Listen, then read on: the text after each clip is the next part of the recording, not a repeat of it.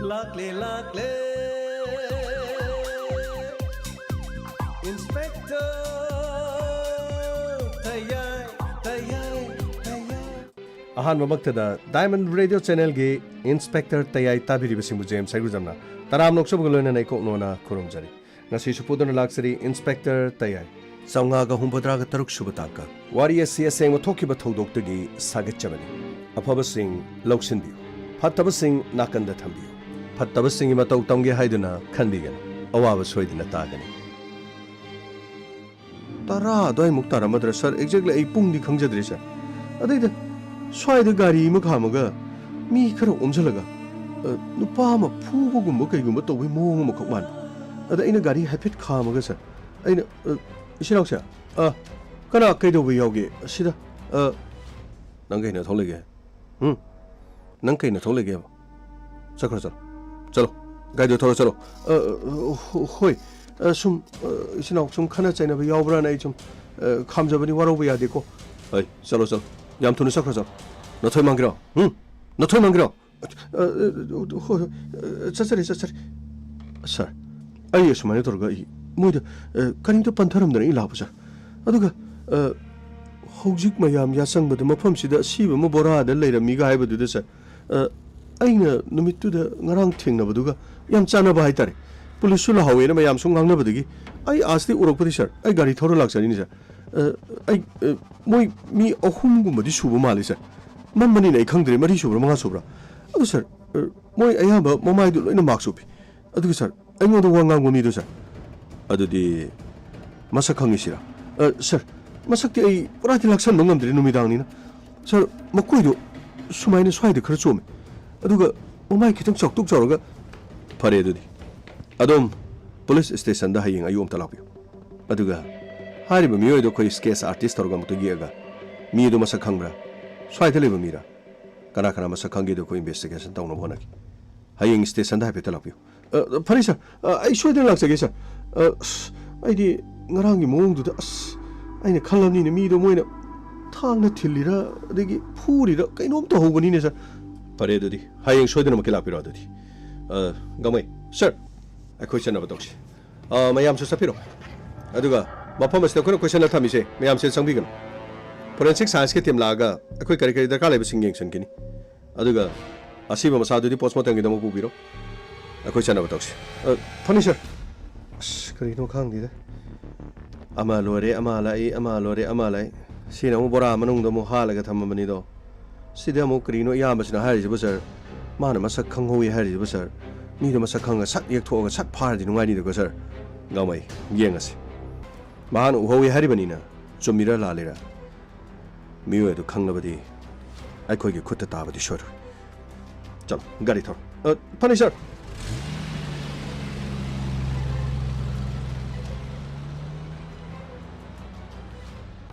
Yamo No, I didn't go Yamo. Say it away, Yamo, Zikima Tomsidi, Yam Latina Chocolate Yamo. Gori Muktorgi, Kana Muxokala, Kanana Muxokatri, Asiamo. Chokale have the Taina. How did you go? Nobody put it to begin among the day. Quite the game winner. India, you and young of the Yam not Sokopale Bama, the Udriven. Adubu, sing Nico, question, but Aduga, Masdita, Tobal district, Kaxing district, Aduga, Masted Impal East West, Mapam Kurasi Kakta, you must Tari, Miam, the sing the Tari, Miams, Puni young one day, when he put a Tari, Miams, the Mian Sat had the Lactra to try to try Bagatan. Masi Manunci the Tongatongan Mayamo, Mari population of Funkadi, Pagakibalupa, Cror, Anima Kairongi Wagaba, Mayaka, but drug singer do, what Kayab, Loromatunda. Si Minister Galoina May Takredana As Toromado International Day Against Drug Abuse and Illicit Trafficking 2022 ka pangthokkhibne hari Bishnupur district ki Sunusipaida Social Welfare Department ki makhada salaigada manongna saba anouba mangal di addiction center raidana sangaba thorongga loinana Manipur police na phagalakhiba mayai ka drug singado mai thadokpa du chief minister na su maduda haibadane di addiction center amasung lukhrabi masing ase yamna henganingai oire mase yamna harauningai oidena madu harimni ne pura aroimini saita oiba asengmadi ko 2018 November gi ahum digi hodun war on drugs sathaduna lapani hairiba sidigi hauju phawbuda mamangi lenga ka drug ka punna mari lenaba case asi case lising ma satruk ko humdra mari ase register torga mioi lising ani ga chama ga mari fagat ki domestic market ta lupa crore chahunga kunga mathoi imai pema kaya di yam khrabni yongane machi drug sing si loina phagat khrimni yamo adubudi mamangi lenga ka su tharaga handaki anob lenga si ga su tharaga kaya muru phagat khredana miyoi chani ga humbudara trade haibra kaino aduga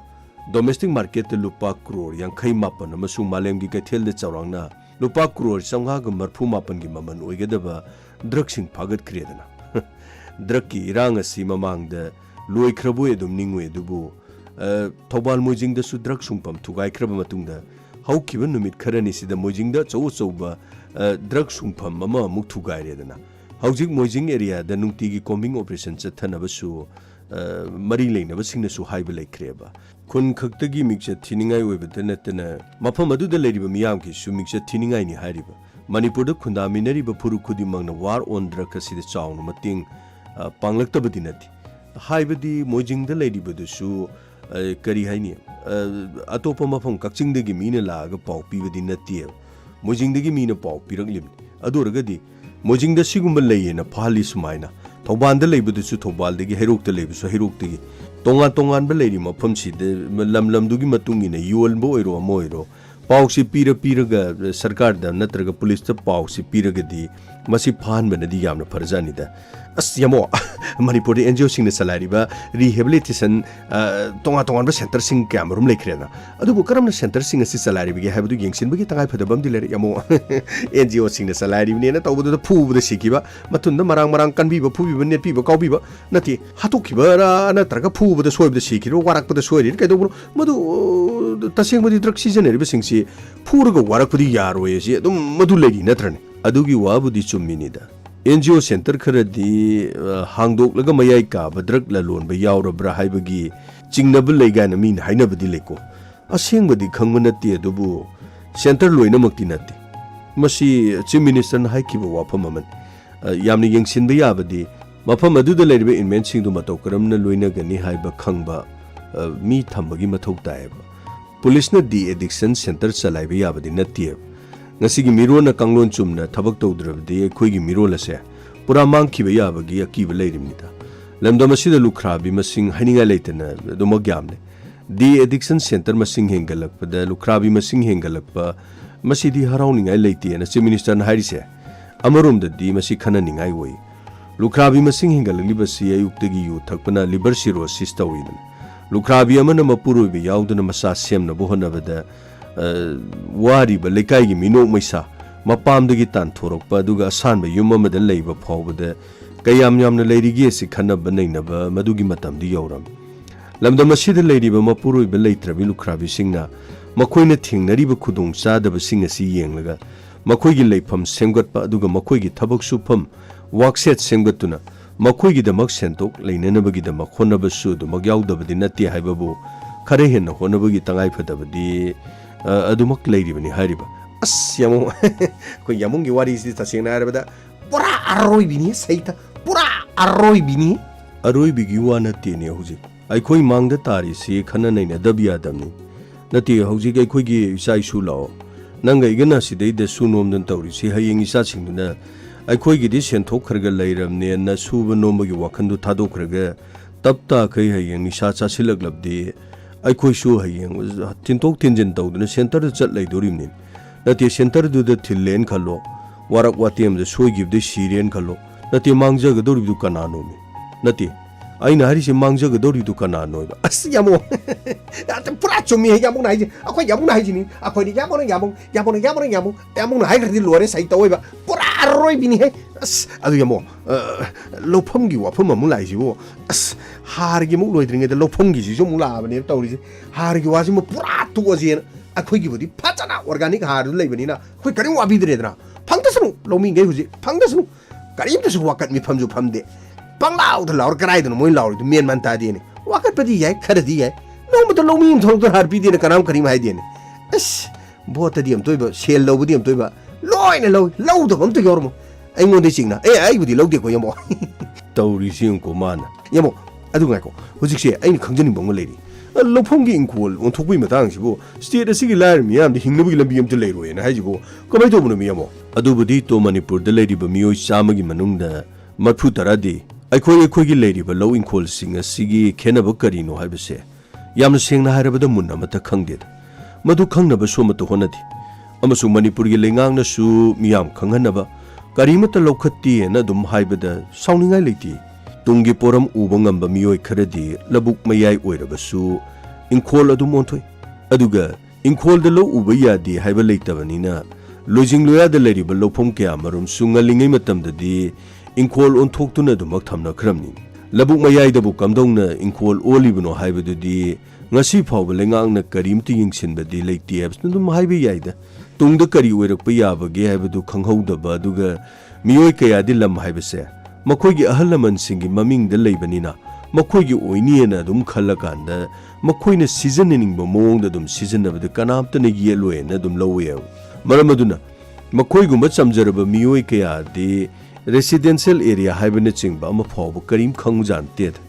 ꯃꯗꯨꯅ ꯃꯔꯝ ꯑꯣꯏꯔꯀꯥꯟꯗ ꯌꯥꯝꯅ ꯉꯜꯂꯤꯉꯩ ꯃꯇꯝꯗꯒꯤ ꯍꯧꯅ ꯂꯧꯐꯝ ꯀꯌꯥ ꯑꯃꯗ ꯌꯨꯝ ꯀꯌꯥꯃꯔꯨꯝ ꯁꯥꯟꯅꯔꯤꯕꯅꯤ ꯌꯨꯝ ꯀꯩꯕꯨ ꯁꯥꯔꯝꯕ ꯌꯨꯝꯕꯨ ꯑꯗꯨꯕꯨ ꯃꯥꯅ ꯁꯤꯈꯤꯗꯨꯅ ꯃꯆꯥ ꯃꯁꯨ ꯐꯥꯎꯕ ꯑꯍꯜ ꯑꯣꯏꯁꯤꯜꯂꯛꯄ ꯀꯌꯥ ꯌꯥꯎꯔꯤꯕꯅꯦꯕ ꯃꯇꯝꯗꯨꯗ ꯂꯩꯉꯥꯛꯅ ꯂꯧꯐꯝ ꯊꯣꯛꯄ ꯂꯧꯐꯝ ꯀꯟꯅꯅꯕꯒꯤ ꯋꯥꯐꯝ ꯃꯗꯨꯃꯛ ꯂꯩꯔꯒꯁꯨ ꯂꯧꯃꯤꯁꯤꯡꯅ ꯅꯠꯇ꯭ꯔ ꯁ꯭ꯇꯦꯠ ꯑꯁꯤꯒꯤ ꯃꯤꯆꯝ ꯃꯤꯌꯥꯝꯅ ꯇꯧꯒꯗꯕꯅ ꯃꯁꯤꯅꯤ ꯑꯗꯨꯒ ꯇꯧꯔꯣꯏꯗꯕꯅ ꯃꯁꯤꯅꯤ ꯍꯥꯏꯕꯅꯆꯤꯡꯕꯁꯤ ꯀꯔꯤꯝꯇ ꯈꯪꯍꯟꯅꯕ ꯍꯣꯠꯅꯈꯤꯗꯦ ꯍꯧꯖꯤꯛ ꯈꯛꯇ ꯍꯣꯠꯅꯔꯛꯄꯩ ꯋꯥꯅꯤ ꯔꯦꯚꯦꯅ꯭ꯌꯨ ꯗꯤꯄꯥꯔꯠꯃꯦꯟꯠꯀꯤ ꯑꯣꯐꯤꯁꯤꯌꯦꯜ ꯈꯔꯅ ꯌꯥꯔꯒꯗꯤ ꯉꯥ ꯆꯔꯥꯝ ꯊꯤꯜꯂꯒ ꯍꯦꯛꯇ ꯂꯧꯕꯨꯛꯇ ꯏꯪꯈꯣꯜ ꯂꯣꯟꯕ ꯍꯥꯏꯁꯤ ꯀꯩꯁꯨ ꯑꯔꯨꯕ ꯍꯥꯏꯗꯤ ꯑꯣꯏꯔꯝꯗꯦ ꯍꯥꯏꯔꯤꯕ ꯈ꯭ꯋꯥꯏꯗꯒꯤ ꯂꯨꯔꯤꯕꯗꯤ ꯍꯧꯖꯤꯛ ꯀꯨꯝꯖꯥ 1970 ꯁꯦꯞꯇꯦꯝꯕꯔꯒꯤ ꯇꯥꯡ 16ꯗ ꯁꯦꯝꯈꯤꯕ ꯃꯅꯤꯄꯨꯔ ꯂꯦꯟ ꯔꯦꯚꯦꯅ꯭ꯌꯨ ꯑꯦꯟ ꯂꯦꯟ ꯔꯤꯐꯣꯔꯝꯁ ꯑꯦꯛ ꯍꯥꯏꯗꯅ ꯑꯃ ꯂꯩꯔꯤꯁꯤ ꯃꯅꯤꯄꯨꯔ ꯀꯟꯖꯥꯔꯕꯦꯁꯟ ꯑꯣꯐ ꯄꯦꯗꯤꯂꯦꯟ ꯑꯦꯟ ꯋꯦꯠꯂꯦꯟ ꯑꯦꯛ 2014 ꯑꯅꯤꯃꯛ ꯃꯁꯤꯃꯛ ꯄꯨꯊꯣꯛꯇꯨꯅ ꯂꯩꯉꯥꯛꯅ ꯂꯩꯐꯝ ꯀꯟꯅꯅꯕ ꯑꯃꯁꯨꯡ ꯃꯅꯤꯄꯨꯔꯒꯤ ꯂꯝꯁꯤꯡ ꯑꯁꯤ ꯅꯤꯌꯣꯝ ꯆꯨꯝꯅ ꯊꯝꯅꯕꯅꯤ ꯍꯥꯏꯗꯅ ꯊꯕꯛ ꯀꯌꯥꯃꯔꯣꯝꯗ ꯄꯥꯏꯈꯠꯂꯛꯂꯦꯕ ꯍꯥꯏꯔꯤꯕꯁꯤꯡ ꯑꯁꯤ ꯊꯕꯛꯇ ꯑꯣꯟꯊꯣꯛꯅꯅꯕꯒꯤꯗꯃꯛꯇ ꯔꯦꯚꯦꯅ꯭ꯌꯨ ꯗꯤꯄꯥꯔꯠꯃꯦꯟꯠꯀꯤ ꯑꯣꯐꯤꯁꯤꯌꯦꯜꯁꯤꯡꯅ ꯉꯁꯤꯗꯒꯤ ꯆꯍꯤ 30-ꯅꯤꯐꯨꯒꯤ ꯃꯃꯥꯡꯗ ꯌꯨꯝ ꯁꯥꯗꯨꯅ ꯂꯩꯈ꯭ꯔꯕ ꯃꯐꯝꯁꯤꯡꯗꯨ ꯇꯛꯊꯣꯛꯅꯕ ꯅꯣꯇꯤꯁ ꯄꯤꯔꯤꯕꯅꯤ ꯍꯥꯏꯗꯅ ꯃꯄꯨ ꯂꯩꯇꯦ ꯈꯪꯗꯅ ꯆꯦ ꯊꯦꯠꯂꯝꯕ ꯃꯌꯥꯝ ꯑꯃꯁꯨ ꯌꯥꯎꯔꯤꯕꯅꯤ ꯏꯅꯥꯛ ꯀꯩꯔꯥꯛ ꯈꯨꯟꯕ ꯁꯦꯜ ꯃꯇꯤꯛ ꯆꯥꯅ ꯄꯥꯏꯕ ꯀꯥꯡꯕꯨꯒꯤ ꯑꯣꯏꯅꯗꯤ ꯊꯧꯔꯥꯡ ꯑꯁꯦ ꯃꯈꯣꯏꯗꯤ ꯀꯩꯁꯨ ꯃꯤꯄꯥꯏꯅꯤꯡꯉꯥꯏ ꯂꯩꯔꯝꯗꯧ ꯃꯥꯟꯗꯦ ꯑꯗꯨꯕꯨ ꯂꯥꯏꯔꯕ ꯃꯤꯌꯥꯝꯁꯤꯡꯗꯤ ꯑꯗꯨꯒ ꯃꯈꯣꯏ ꯀꯗꯥꯏꯗ ꯂꯩꯔꯨꯒꯗꯕꯅꯣ ꯍꯥꯏꯅ ꯈꯟꯕꯗ ꯍꯤꯡ ꯇꯨꯝꯅꯗ꯭ꯔꯕꯅꯤ ꯑꯁ ꯌꯥꯝꯃꯣ ꯃꯗꯨꯒꯤ ꯃꯇꯥꯡꯗꯨꯅꯤꯅꯦ ꯃꯊꯥ ꯌꯥꯝ ꯁꯥꯟꯅꯩꯁꯦ ꯃꯌꯥꯝꯅ ꯍꯧꯖꯤꯛ ꯂꯩꯔꯤꯕ ꯌꯨꯝꯁꯤꯕꯨ ꯃꯁꯤꯕꯨ ꯂꯧ ꯑꯣꯟꯊꯣꯛ ꯀꯗꯥꯏꯗꯅꯣ ꯑꯩꯈꯣꯏꯅ ꯂꯩꯗꯣꯔꯤꯁꯦꯅ ꯈꯟꯕꯗ ꯃꯌꯥꯝ ꯃꯁꯤ ꯋꯥꯍꯪꯗꯤ ꯌꯥꯝ ꯍꯪꯅꯔꯕꯅꯤ ꯌꯥꯝꯃꯣ ꯄꯨꯔꯥ ꯑꯔꯣꯏꯕꯤꯅꯤ ꯌꯥꯝꯃꯨꯛ ꯇꯧꯔꯤ ꯊꯕꯛꯁꯦ ꯑꯗꯨꯏ ꯋꯥꯕꯨꯗꯤ ꯂꯧꯐꯝ ꯀꯟꯅꯅꯕꯅꯦꯅ ꯇꯣꯉꯥꯟꯅ MLRN LR Act 1960 ꯃꯁꯤꯒꯤ ꯃꯈꯥꯗ ꯄꯥꯏꯈꯠꯂꯛꯂꯤꯕ ꯊꯕꯛ ꯊꯧꯔꯝꯁꯤꯡ ꯑꯁꯤ ꯌꯥꯝꯅ ꯃꯔꯝ ꯆꯥꯕ ꯑꯃꯗꯤ ꯑꯐꯕ ꯊꯕꯛ ꯊꯧꯁꯤꯜ ꯑꯃ ꯍꯥꯏꯕꯁꯤ ꯃꯤꯌꯥꯝꯅ ꯂꯣꯏ ꯌꯥꯅꯤꯡꯕ ꯉꯥꯛꯇꯅꯤ ꯇꯧꯕꯗꯗꯤ ꯃꯁꯤꯗ ꯊꯕꯛ ꯑꯁꯤ ꯃꯇꯝ ꯁꯥꯡꯅ ꯄꯥꯡꯊꯣꯛꯄꯤꯗꯅ ꯂꯥꯛꯈꯤꯕꯅ ꯃꯔꯝ ꯑꯣꯏꯔꯀꯥꯟꯗ ꯁ꯭ꯇꯦꯠ ꯑꯁꯤꯒꯤ ꯃꯤꯑꯣꯏ ꯂꯥꯛ ꯀꯌꯥ ꯑꯃ ꯑꯋꯥꯕ ꯅꯪꯂꯒꯅꯤ ꯍꯥꯏꯁꯤꯗꯤ ꯆꯨꯝꯃꯕꯅꯤ ꯑꯗꯨꯒ ꯀꯨꯝꯖꯥ 2013ꯒꯤ ꯃꯃꯥꯡꯗ ꯁꯥꯈꯤꯕ ꯌꯨꯝꯁꯤꯡ ꯂꯧꯐꯝꯁꯤꯡ ꯏꯪꯈꯣꯜ ꯑꯣꯟꯊꯣꯛꯅꯅꯕ ꯍꯣꯠꯅꯕꯗ ꯐꯥꯏꯟ ꯑꯣꯏꯅ ꯁ꯭ꯀ꯭ꯋꯥꯔ ꯃꯤꯇꯔ ꯑꯃꯗ ꯂꯨꯄꯥ 250 ꯂꯧꯒꯅꯤ ꯍꯥꯏꯔꯛꯂꯤꯕ ꯋꯥꯐꯝꯁꯤ ꯑꯔꯥꯏꯕꯗꯤ ꯅꯠꯇꯦꯕ ꯑꯁ ꯌꯥꯝꯃꯣ ꯑꯗꯨꯔꯒꯗꯤ ꯄꯨꯔꯥ ꯂꯣꯏꯔꯤ ꯑꯁ ꯃꯤꯇꯔ ꯑꯃꯗ ꯂꯨꯄꯥ 250 ꯑꯁ ꯏꯃꯥꯏ ꯃꯗꯨꯗ ꯄꯥꯊꯣꯛꯔꯗꯤ ꯑꯃꯨꯛ ꯃꯗꯨꯗ ꯆꯪꯒꯗꯧꯔꯤꯗꯤ ꯄꯨꯔꯥ ꯑꯔꯣꯏꯕꯤꯅꯤ ꯑꯃꯨꯛ ꯑꯁ ꯑꯗꯨꯅꯤꯅꯤ ꯇꯣ ꯍꯧꯖꯤꯛ ꯂꯩꯁꯦ ꯁꯦꯜ ꯊꯣꯛꯄ ꯃꯐꯝ ꯁꯦꯝꯒꯠꯇꯨꯅ ꯊꯥ ꯑꯃꯗ ꯗꯨꯀꯥꯟ ꯑꯁꯥꯃꯟ ꯑꯗꯨ ꯀꯔꯤꯒꯨꯝꯕ ꯊꯕꯛ ꯑꯃꯗꯒꯤ ꯁꯦꯜ ꯌꯥꯝꯅ ꯂꯥꯛꯄ ꯃꯤꯑꯣꯏ ꯑꯣꯏꯕ ꯇꯥꯔꯒꯗꯤ ꯍꯥꯏꯔꯤꯕ ꯁꯦꯟꯐꯝꯁꯤꯡ ꯑꯗꯨ ꯊꯤꯗꯣꯛꯈꯤꯕꯗ ꯀꯥ ꯍꯦꯟꯅ ꯋꯥꯈꯤꯗꯕꯗꯤ ꯌꯥꯏꯑꯕ ꯃꯈꯣꯏꯒꯨꯝꯕꯗꯤ ꯑꯁꯨꯝꯕ ꯂꯩꯕꯥꯛ ꯑꯁꯤꯒꯤ ꯐꯥꯏꯟ ꯑꯗꯨ ꯀꯩꯁꯨ ꯑꯋꯥꯕ ꯅꯪꯂꯣꯏ ꯂꯩꯉꯥꯛꯇ ꯑꯆꯧꯕ ꯁꯦꯟꯐꯝ ꯑꯃ ꯔꯦꯚꯦꯅ꯭ꯌꯨ ꯀꯥꯕꯁꯨ ꯉꯝꯒꯅꯤ ꯈꯜꯂꯦ ꯑꯗꯨꯕꯨ ꯂꯩꯇ ꯂꯥꯏꯔꯕ ꯑꯗꯨꯒ ꯃꯆꯤꯟ ꯃꯅꯥꯎ ꯌꯥꯝꯅ ꯄꯣꯛꯄ ꯇꯉꯥꯏꯐꯗꯕ ꯂꯧꯐꯝꯁꯤꯡꯗꯗꯤ ꯃꯁꯤ ꯃꯌꯨꯝ ꯃꯀꯩ ꯁꯥꯖꯜꯂꯨꯁꯤꯡ ꯑꯗꯨ ꯐꯥꯏꯟꯒꯤ ꯁꯦꯟꯐꯝ ꯊꯤꯕ ꯉꯝꯕꯒꯤ ꯄꯥꯝꯕꯩꯗꯤ ꯂꯩꯒꯅꯤ ꯍꯥꯏꯕ ꯊꯥꯖꯗꯦ ꯃꯁꯤꯒꯤꯁꯨ ꯃꯊꯛꯇ ꯍꯧꯖꯤꯛ ꯃꯩꯁꯥ ꯌꯥꯝꯅ ꯂꯥꯡꯅꯔꯤꯕ ꯋꯥꯊꯣꯛ ꯑꯁꯤꯗ ꯀꯅꯥꯒꯨꯝꯕ ꯃꯤꯆꯝ ꯀꯌꯥ ꯑꯃꯗꯤ ꯀꯔꯤꯁꯨ ꯈꯪꯅꯗ꯭ꯔꯤꯌꯦꯕ ꯃꯣꯏꯅ ꯈꯜꯂꯤꯅ ꯍꯧꯖꯤꯛꯁꯤ ꯂꯩꯉꯥꯛꯅ ꯄꯪꯍꯥꯏꯗ ꯍꯥꯏꯕꯩ ꯋꯥꯅꯤ ꯊꯕꯛ ꯀꯔꯤꯝꯇ ꯇꯧꯔꯣꯏ ꯀꯥꯏꯅ ꯈꯜꯂꯝꯒꯅꯦꯕ ꯊꯕꯛ ꯑꯣꯏꯅ ꯑꯣꯟꯊꯣꯔꯀꯥꯟꯗꯗꯤ ꯄꯨꯝꯆꯥꯏ ꯆꯥꯏꯗꯣꯔꯤꯕꯅꯤ ꯍꯧꯖꯤꯛ ꯐꯣꯔꯦꯁꯠ ꯂꯦꯟ ꯑꯦꯔꯤꯌꯥꯅꯤ ꯑꯗꯨꯅꯤ ꯍꯥꯏꯗꯅ ꯌꯨꯝ ꯁꯤꯗꯣꯛꯅꯔꯤꯁꯤꯡꯁꯤ ꯁꯤꯗꯣꯛ ꯇꯧꯕ ꯃꯥꯟꯗꯕꯗꯤ ꯁꯨꯝ ꯂꯩꯔꯨꯕꯗꯤ ꯁꯤꯗꯣꯛꯈꯤꯕ ꯉꯥꯛꯇꯅꯤ ꯍꯧꯖꯤꯛ ꯇꯉꯥꯏꯐꯗꯅ ꯃꯈꯣꯏꯒꯤ ꯃꯌꯨꯝ ꯃꯀꯩꯁꯤꯡ ꯑꯁꯤ ꯂꯧꯐꯝ ꯁꯥꯖꯤꯜꯂꯤ ꯂꯩꯉꯥꯛꯅ ꯐꯥꯏꯟ ꯊꯤꯔꯒ ꯏꯪꯈꯣꯜ ꯑꯣꯟꯊꯣꯛꯍꯧ ꯍꯥꯏꯅ ꯃꯈꯣꯏꯗ ꯀꯌꯥ ꯑꯃ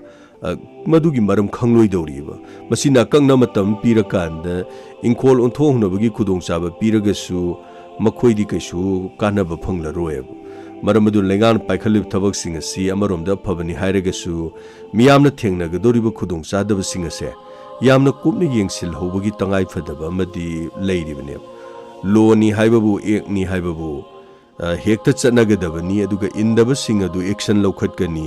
ꯍꯥꯏꯕꯔꯣꯝꯗ ꯈꯛ ꯂꯩꯕꯥꯛ ꯉꯥꯛꯄꯗꯤ ꯆꯨꯝꯅꯦꯅ ꯊꯥꯖꯗꯦ ꯃꯗꯨꯒꯤ ꯃꯍꯨꯠꯇ ꯂꯥꯏꯔ ꯃꯌꯥꯝ ꯍꯧꯔꯛꯇꯅ ꯋꯥꯀꯠꯁꯤꯡ ꯀꯔꯤ ꯀꯔꯤ ꯂꯥꯛꯀꯗꯒꯦ ꯍꯥꯏꯗꯨ ꯌꯥꯝ ꯃꯨꯟꯅ ꯌꯦꯡꯁꯤꯜꯍꯧꯕ ꯆꯨꯝꯃꯤ ꯃꯩꯔꯤꯛꯄꯤꯗꯒꯤ ꯃꯩꯖꯥꯎꯕꯤ ꯍꯧꯔꯛꯇꯅ ꯍꯌꯦꯡ ꯂꯩꯕꯥꯛ ꯏꯔꯥꯡ ꯊꯣꯛꯑꯦꯅ ꯍꯥꯏꯅꯤꯡꯉꯥꯏꯁꯨ ꯂꯩꯄꯣꯟꯇꯦꯕ ꯂꯧꯕꯨꯛꯇꯒꯤ ꯏꯪꯈꯣꯜ ꯂꯣꯟꯕ ꯏꯪꯈꯣꯜꯗꯒꯤ ꯂꯧꯐꯝ ꯑꯣꯟꯊꯣꯛꯄ ꯅꯠꯇ꯭ꯔꯒ ꯏꯟꯐ꯭ꯔꯥꯁꯇ꯭ꯔꯛꯆꯔ ꯃꯌꯥꯝ ꯑꯃ ꯁꯥꯖꯤꯜꯂꯨꯔꯒ ꯃꯥꯡꯍꯟꯗꯅ ꯀꯔꯤ ꯊꯕꯛ ꯂꯧꯈꯠꯄ ꯌꯥꯕꯒꯦ ꯍꯥꯏꯕꯁꯦ ꯑꯃꯨꯛꯇꯪ ꯈꯟꯊꯕꯁꯨ ꯆꯨꯝꯕ꯭ꯔꯥ ꯍꯥꯏꯕꯁꯦ ꯃꯁꯤꯁꯨ ꯃꯤꯌꯥꯝꯒꯤ ꯑꯄꯥꯝꯕꯅꯦꯅ ꯑꯩꯗꯤ ꯍꯥꯏꯅꯤꯡꯉꯦꯕ ꯑꯁ ꯌꯥꯝꯃꯣ ꯃꯗꯨꯗꯤ ꯌꯥꯝ ꯆꯨꯝꯃꯤꯗ ꯀꯗꯥꯏꯗꯒꯤ ꯂꯧꯐꯝꯗ ꯌꯨꯝ ꯁꯥꯖꯤꯟꯈ꯭ꯔꯕ ꯃꯌꯥꯝ ꯂꯥꯏꯔꯕ ꯃꯌꯥꯝꯗ ꯁꯨꯡꯁꯣꯏ ꯁꯣꯏꯗꯅ ꯃꯁꯤꯗꯤꯕ ꯑꯁ ꯃꯑꯣꯡ ꯑꯃ ꯇꯥꯗꯧ ꯃꯥꯟꯗꯦꯗ ꯌꯥꯝꯃꯣ ꯑꯩꯈꯣꯏꯗꯤ ꯏꯐ ꯐꯔꯦꯀꯣ ꯃꯁꯤꯗꯩꯗ ꯈꯨꯡꯒꯪꯗ ꯄꯣꯛꯎꯕ ꯂꯣꯏꯖꯤꯡ ꯂꯩꯋꯥꯗ ꯂꯩꯖꯔꯨꯕ ꯑꯩꯈꯣꯏꯗꯤ ꯌꯨꯝꯒꯤ ꯅꯥꯀꯟ ꯅꯥꯀꯟꯗ ꯂꯧꯕꯨꯛꯁꯨ ꯂꯩꯖꯔꯦ ꯂꯧꯕꯨꯛꯁꯤꯗꯒꯤ ꯇꯧꯔꯒ ꯂꯧꯕꯨꯛꯁꯤꯗꯒꯤ ꯏꯪꯈꯣꯜ ꯑꯣꯟꯊꯣꯛꯑꯦꯅ ꯌꯥꯝꯃꯣ ꯑꯩꯒꯤꯗꯤ ꯂꯧꯗꯒꯤ ꯏꯪꯈꯣꯜ ꯑꯣꯟꯊꯣꯛꯏꯁꯦ ꯃꯁꯤꯗꯤ ꯕꯦꯔꯥ ꯀꯥꯔꯣꯏꯗ꯭ꯔꯣ ꯅꯪꯒꯤꯗꯤ ꯃꯍꯩ ꯃꯔꯣꯡ ꯄꯨꯊꯣꯛꯏꯕꯅꯤꯅ ꯌꯨꯝ ꯁꯥꯖꯟꯕ ꯅꯠꯇꯕꯅꯤ ꯀꯩꯁꯨ ꯇꯧꯔꯣꯏꯗ ꯅꯪ ꯁꯤꯟꯅꯕ ꯃꯊꯣꯡ ꯃꯔꯝ ꯈꯪꯗꯅ ꯍꯦꯛꯇ ꯄꯉꯥꯡ ꯉꯥꯡꯕꯁꯤꯅ ꯑꯁ ꯌꯥꯝꯃꯨꯛ ꯇꯣꯛꯑꯁꯤ ꯌꯥꯔꯦꯁꯦ ꯂꯣꯏ ꯇꯣꯛꯑꯁꯤ ꯃꯆꯦ ꯂꯣꯏ ꯇꯣꯛꯑꯁꯤ ꯂꯥꯛꯑꯣ ꯑꯩꯅ ꯍꯥꯏꯕꯗꯣ ꯆꯠꯂꯁꯤ ꯑꯩꯈꯣꯏ ꯅꯨꯡꯁꯤꯗꯣ ꯑꯃꯨꯛꯇ ꯂꯧꯕꯤꯔꯨꯁꯤ ꯀꯩꯗꯧꯔꯒꯦ ꯏꯁ ꯅꯪꯒꯤ ꯅꯨꯡꯁꯤ ꯂꯧꯕꯩ ꯑꯣꯏꯔꯦꯀꯣ ꯉꯁꯥꯏ ꯂꯥꯏꯁꯦ ꯀꯩꯅꯣ ꯌꯥꯝꯃꯣ ꯅꯨꯡꯁꯤ ꯂꯧꯕꯩ ꯋꯥ ꯅꯠꯇꯦ ꯑꯩꯅ ꯅꯨꯡꯁꯤ ꯂꯧꯅꯤ ꯌꯥꯃꯨꯡꯅ ꯑꯃꯨꯛ ꯀꯩꯅꯣ ꯏꯆꯟ ꯇꯣꯝꯕꯤꯒ ꯉꯥꯏꯍꯥꯛ ꯎꯅꯔ ꯋꯥꯔꯤ ꯁꯥꯟꯅꯔꯣꯏꯗ꯭ꯔꯣ ꯀꯩꯅꯣ ꯍꯥꯏꯁꯤꯕꯣ ꯑꯁ ꯌꯥꯃꯨꯡꯁꯤꯁꯨ ꯄꯨꯔꯥ ꯑꯔꯣꯏꯕꯤꯅꯦ ꯁꯩꯇ ꯑꯗꯨꯕꯨꯗꯤ ꯈꯪꯉꯦꯗ ꯑꯗꯨꯕꯨ ꯆꯠꯀꯦꯅ ꯉꯁꯥꯏꯗꯤ ꯂꯣꯏꯁꯤꯜꯂ ꯉꯥꯏ ꯋꯥꯅꯤ ꯑꯗꯨ ꯅꯠꯇ꯭ꯔꯗꯤ ꯉꯥꯏꯗꯁꯨ ꯌꯥꯏ ꯀꯩꯅꯣ ꯅꯪ ꯁꯨꯕ ꯅꯪ ꯂꯥꯛꯄ ꯉꯥꯏꯕꯩ ꯋꯥꯅꯤ ꯂꯥꯛꯑꯣ ꯂꯥꯛꯑꯣ ꯆꯠꯅꯕ ꯇꯧꯁꯤ ꯅꯪ ꯒꯥꯔꯤ ꯄꯨꯁꯦ ꯍꯥꯏꯔꯦ ꯑꯩ ꯒꯥꯔꯤ ꯄꯨꯁꯦ ꯍꯥꯏꯔꯣ ꯑꯁ ꯌꯥꯃꯣ ꯉꯁꯤꯗꯤ ꯌꯥꯃꯣꯒꯤ ꯒꯥꯔꯤ ꯊꯧꯔꯁꯤ ꯅꯅꯥꯎ ꯒꯥꯔꯤꯗꯣ ꯑꯁ ꯊꯥꯎ ꯍꯥꯟꯅ ꯉꯝꯗ꯭ꯔꯦ ꯆꯩ ꯇꯧꯏꯕ ꯊꯥꯎꯒꯤ ꯃꯃꯜꯁꯤꯅ ꯀꯔꯤꯅꯣ ꯑꯁ 75 63 ꯄꯤ ꯑꯩꯅ ꯒꯥꯔꯤ ꯂꯩꯗ꯭ꯔꯤꯉꯩꯗꯗꯤ ꯑꯩꯅ ꯍꯦꯛ ꯒꯥꯔꯤ ꯂꯩꯔꯨꯕꯗꯒꯤ 150 110 110 ꯑꯁ ꯌꯥꯃꯣ ꯄꯨꯔꯥ ꯑꯔꯣꯏꯕꯤꯅꯤ ꯍꯦ ꯆꯩ ꯇꯧꯏꯕ ꯌꯥꯔꯦ ꯂꯥꯛꯑꯣ ꯆꯠꯅꯕ ꯇꯧꯁꯤ ꯂꯥꯛꯑꯣ ꯐꯔꯤ ꯌꯥꯃꯣ ꯄꯨꯔꯥ ꯑꯔꯣꯏꯕꯤꯅꯤ sina kara gari mo rino sina oh sidi gari no ngarang ino pa do ni yamba sonda la kyo sonda lengsin biro kyo yamba sarbo yani lengsin biro sar manung dala e la kyo sonda la pyo sir kedore gamai sir gari no ngarang gi yamba do mi hat po yabra phu bo yabra mala e sir yani sangalo aduga kogi sketch artist to lerbra sir 마디 ngसाइदगी कादा फमदर ngai lerabani sir pare adudi mahak mafam sikoro phangni sir changchambiro sonda yam son changchambiro sir aina haijagador bumi sibu hekta yekpabu hekta yagadori bijala adugi di kemdu khanbiro adomna aikoi gi horen sketch artist na mahana hangak po haising aduga mahana haire po wafam sing adu khaktang khombi madu khaktang khomba matamda soidana maki mi amage saktam ama tholakan saktam adu tasenama adon ui haikriba mi hat padugi masaka yamna mak manadrabasu chamada marfugi manga chang 90% gumade soidana managa sir adudi yamna phobajani ni sir aina hagedor mi sina chap chana hek mi oi adu oiramlabadi kaya nungai gani sir yengasi madumak oibra haibdu sir sketch artist le sir yani son changalo phangni sir sina somda sangsen biego sida leire sida sang yani thank you krino adudi sir ma leirabani na anje krom da phamse sir yare yamana ubami aduga yamana numit aduda ukiba mi gi saktam sing adu chorakpa akhoi gi sketch artist ta habi marks upi misi mayai oirap haibadi foot manga gi inchi taruk swai gu mugi sang oirangoni khal aduga sir masa du kitang phulei ni sir aduga magi khadang gi swai chasu koi khar cho yani yak tang lerga mu makha habi screen one anga pani ko jing matamse amana somda som hairi bi somda amana khot som ni ko krino magi jo pencil ma chu pai duga khoka mane yeli sing one as hai bajani side ꯑꯩꯈꯣꯏꯅ ꯍꯩꯔꯒ ꯑꯩꯈꯣꯏꯅ ꯑꯃꯨꯛ ꯍꯩꯇ꯭ꯔꯤꯁꯤꯅ ꯀꯔꯤꯅꯣ ꯑꯩꯈꯣꯏꯅ ꯀꯗꯥꯏꯗ ꯆꯠꯂꯨꯕꯒꯤ ꯋꯥꯔꯤꯅꯣ ꯈꯪꯗ꯭ꯔꯦ ꯑꯁꯨꯝꯅ ꯌꯦꯛꯄ ꯍꯩꯔꯗꯤꯀꯣ ꯅꯨꯡꯉꯥꯏꯒꯗꯕꯅꯤ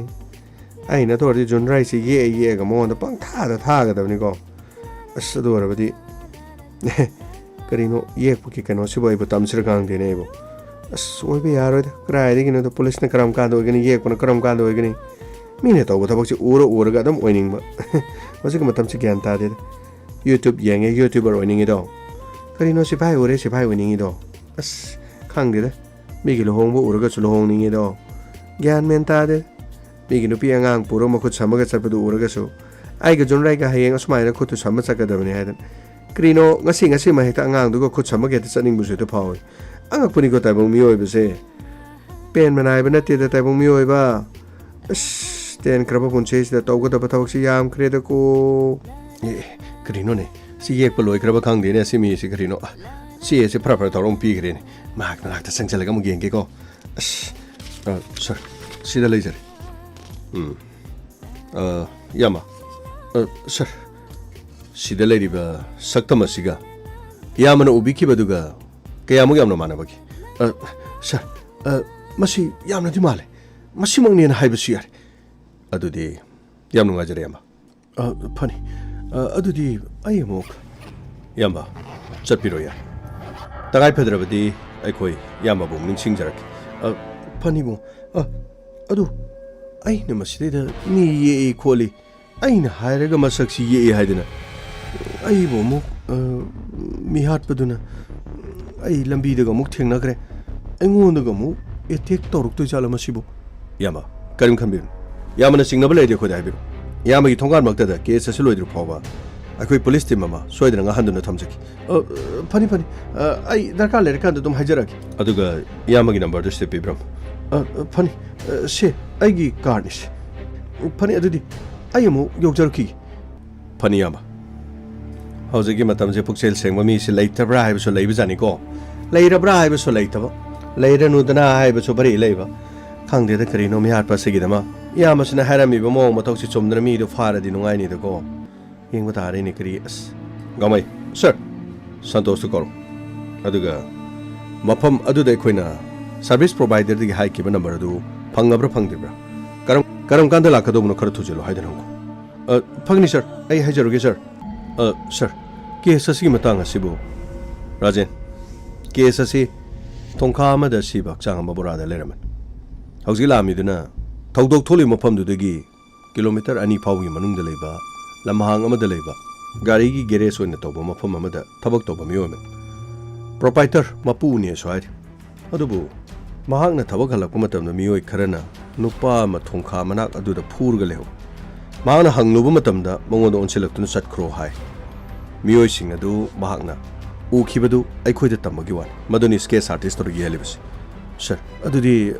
ꯍꯧꯖꯤꯛ ꯇꯉꯥꯏ ꯐꯗꯅ ꯀꯦꯁ ꯑꯁꯤꯗ ꯆꯤꯡꯅꯕ ꯌꯥꯕꯁꯤ ꯔꯥꯖꯦꯟ ꯍꯧꯖꯤꯛ ꯁꯤꯗ ꯔꯦꯀꯣꯔꯗ ꯂꯥꯛꯇ꯭ꯔꯕꯗꯤ ꯀꯔꯤꯃꯇ ꯈꯪꯕ ꯉꯝꯃꯣꯏ ꯁꯤꯗ ꯔꯦꯀꯣꯔꯗꯅ ꯑꯆꯨꯝꯕ ꯄꯨꯊꯣꯛꯀꯅꯤ ꯑꯃꯔꯣꯝꯗ ꯁ꯭ꯀꯦꯆ ꯑꯥꯔꯇꯤꯁ ꯑꯁꯤ ꯃꯥꯅ ꯌꯦꯛꯂꯝꯂꯤꯕ ꯐꯣꯇꯣ ꯑꯁꯤ ꯄꯨꯂꯤꯁ ꯁ꯭ꯇꯦꯁꯟ ꯄꯨꯝꯅꯃꯛꯇ ꯂꯣꯏꯅꯃꯛ ꯄꯤꯈꯣ ꯐꯅꯤ ꯁꯥꯔ ꯑꯗꯨꯒ ꯃꯁꯛ ꯈꯪꯕ ꯌꯥꯎꯔꯕꯗꯤ ꯑꯩꯈꯣꯏꯒꯤ ꯇꯣꯉꯥꯟꯕ ꯂꯩꯕ ꯏꯟꯐꯣꯔꯃꯔꯁꯤꯡꯗꯣ ꯍꯪꯈꯣ ꯀꯔꯝꯕꯗ ꯀꯦꯁ ꯆꯦꯟꯅꯈꯤꯕ ꯃꯈꯣꯏꯅ ꯈꯪꯕ ꯃꯤ ꯂꯩꯕꯒꯦ ꯑꯗꯨꯒ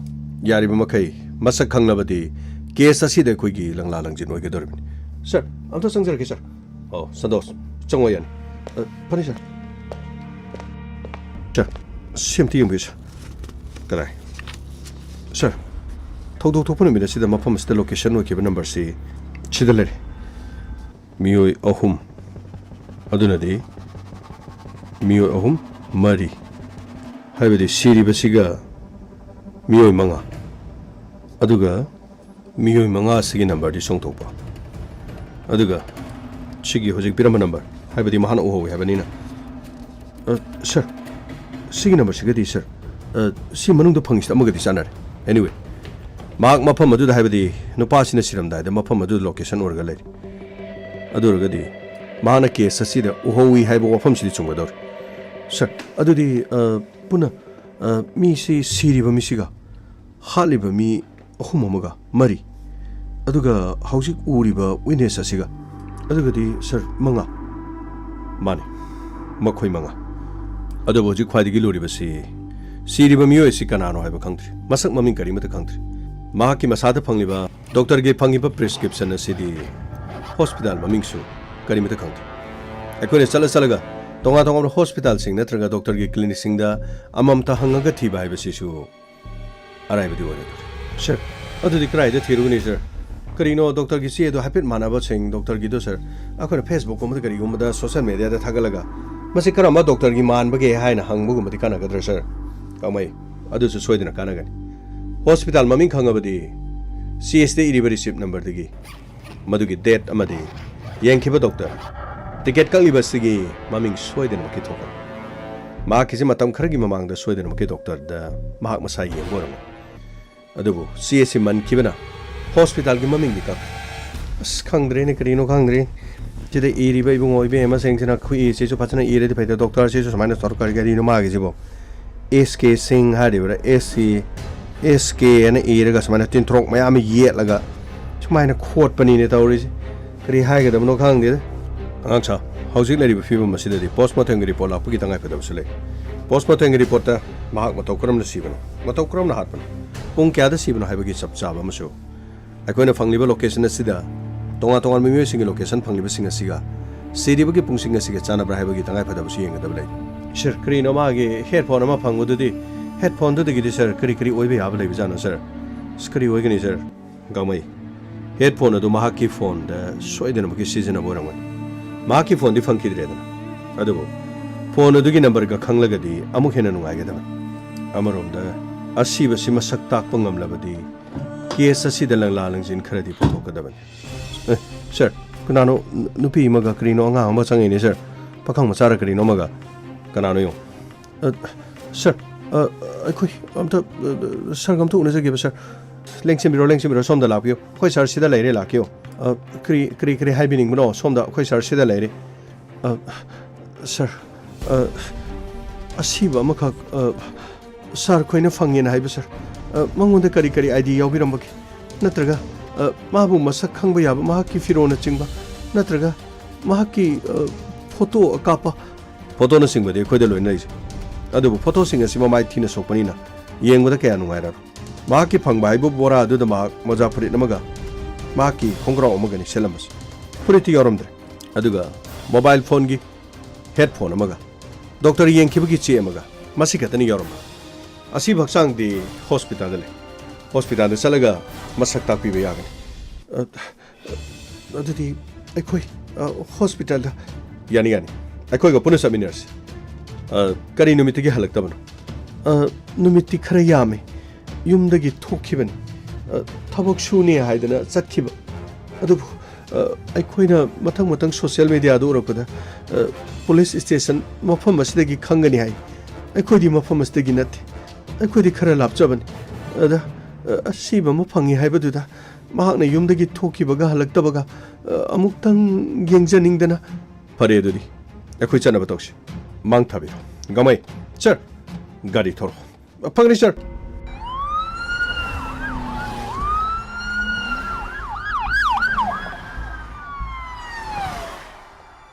ꯌꯥꯕꯣ ꯃꯇꯝꯁꯦ ꯌꯥꯝ ꯊꯦꯡꯈ꯭ꯔꯦ ꯑꯃꯨꯛ ꯀꯩꯅꯣ ꯋꯥꯔꯤ ꯁꯥꯟꯅꯒꯗꯕꯗꯤ ꯁꯠ ꯁꯥꯟꯅꯔꯒ ꯆꯠꯄꯅ ꯐꯔꯣꯏꯗ꯭ꯔꯥ ꯌꯥꯝꯃꯣ ꯅꯅꯥꯎꯅ ꯈꯟꯖꯔꯤꯁꯤꯒ ꯁꯣꯝꯗ ꯌꯥꯝꯃꯨꯅ ꯁ꯭ꯂꯣꯗ ꯆꯠꯂꯤꯁꯤꯒ ꯑꯩꯅ ꯈꯔ ꯊꯨꯕꯒ ꯑꯣꯟꯊꯣꯛꯅ ꯆꯥꯟꯅꯈꯤꯗ꯭ꯔꯦꯀꯣ ꯌꯥꯝꯃꯨ ꯀꯔꯤꯅꯣꯅꯤ ꯙ꯭ꯔꯨꯕ ꯉꯁꯥꯏꯗꯒꯤ ꯂꯥꯛꯅꯦꯅ ꯂꯥꯛꯑꯦ ꯑꯗꯨꯒ ꯏꯆꯟ ꯇꯣꯝꯕꯤꯁꯨ ꯁꯤꯗꯩꯗ ꯃꯊꯟꯇ ꯂꯩꯍꯧꯔꯅꯤ ꯅꯨꯡꯁꯤꯒ ꯅꯪꯒ ꯑꯃ ꯃꯅꯤꯡꯗ ꯐꯝꯃ ꯍꯣꯔꯦꯟ ꯋꯥꯔꯤꯁꯨ ꯁꯥꯟꯅꯗꯧꯔꯤ ꯅꯠꯇꯦ ꯆꯥꯟꯁꯇꯣ ꯑꯩꯈꯣꯏꯗꯅ ꯈꯔ ꯍꯦꯟꯅ ꯄꯤꯝ ꯐꯠꯇ꯭ꯔꯣ ꯙꯔꯃ ꯂꯩꯇ ꯇꯧꯅꯨꯗ ꯍꯧꯖꯤꯛꯀꯤ ꯃꯇꯝꯗ ꯃꯤꯁꯤꯡꯁꯤ ꯃꯁꯥ ꯃꯁꯥꯒꯤ ꯈꯟꯅꯕꯁꯤꯅ ꯁꯩꯇ ꯑꯣꯏꯕ ꯀꯔꯤ ꯍꯥꯏꯗꯧꯅꯣ ꯈꯪꯗꯦ ꯑꯁꯦꯡꯕ ꯄꯨꯔꯥ ꯑꯔꯣꯏꯕꯤꯅꯤ ꯁꯩꯇ ꯑꯣꯏꯕ ꯑꯩꯈꯣꯏ ꯌꯥꯃꯨꯡꯁꯨ ꯁꯩꯇ ꯀꯣꯆꯤꯗꯤ ꯑꯁꯦꯡꯕ ꯌꯥꯔꯦ ꯀꯩꯅꯣ ꯉꯁꯥꯏꯗꯒꯤ ꯑꯗꯨꯝ ꯆꯥꯟꯁ ꯑꯗꯨꯝ ꯄꯤꯔꯤ ꯀꯩꯅꯣ ꯍꯥꯏꯔꯣꯁꯦ ꯌꯥꯃꯨꯅ ꯉꯁꯥꯏ ꯁꯩꯔꯦꯡ ꯌꯥꯝ ꯀꯟꯅ ꯊꯤꯅꯦꯅ ꯍꯥꯏꯕꯅꯤ ꯏꯆꯟ ꯇꯣꯝꯕꯤ ꯌꯥꯃꯨꯅ ꯁꯩꯔꯦꯡ ꯊꯤꯅꯦ ꯇꯥꯔꯣ ꯑꯩ ꯅꯨꯡꯁꯤꯒ ꯁꯣꯝ ꯅꯥꯀꯟꯗ ꯂꯩꯒꯦ ꯅꯨꯡꯁꯤ ꯁꯣꯝ ꯅꯥꯀꯟꯗ ꯃꯣꯏ ꯋꯥꯔꯤ ꯁꯥꯟꯅꯒꯗꯕ ꯌꯥꯔꯦ ꯀꯩꯅꯣ ꯈꯪꯗꯦ ꯅꯪ ꯀꯥꯏ ꯈꯪꯈꯤꯗ꯭ꯔ ꯄꯣꯠꯅꯤ ꯃꯤ ꯃꯃꯥꯡꯁꯦ ꯀꯩꯅꯣ ꯅꯪ ꯇꯧꯗꯣ ꯑꯗꯨꯒ ꯅꯠꯇꯦ ꯅꯪꯁꯨ ꯄꯨꯔꯥ ꯕꯤꯔꯥꯅꯤ ꯇꯧꯔꯤꯁꯤꯡ ꯋꯥꯅꯤꯁꯤ ꯑꯗꯨ ꯆꯠꯈꯤꯕ ꯇꯥꯔꯦ ꯀꯩ ꯅꯨꯃꯤꯠꯇ ꯑꯃꯨꯛ ꯎꯅꯗꯣꯏꯅꯣ ꯍꯥꯏꯅ ꯈꯪꯗ꯭ꯔꯦ ꯂꯥꯏ ꯍꯔꯥꯎ ꯃꯅꯨꯡꯗꯗꯤ ꯎꯅꯕ ꯌꯥꯝ ꯎꯅꯔꯦ ꯂꯥꯏꯔꯣꯏ ꯅꯨꯃꯤꯠꯇꯨꯝꯗꯤ ꯐꯔꯛ ꯇꯥꯗꯅ ꯀꯔꯤꯅꯣ ꯃꯊꯣꯡ ꯃꯔꯝ ꯑꯃ ꯈꯪꯈꯤꯗ꯭ꯔꯦ ai su mai heng nong khan ngam da bai ta lai son tin so ni son da ya dam ne na so lim ne tauri de su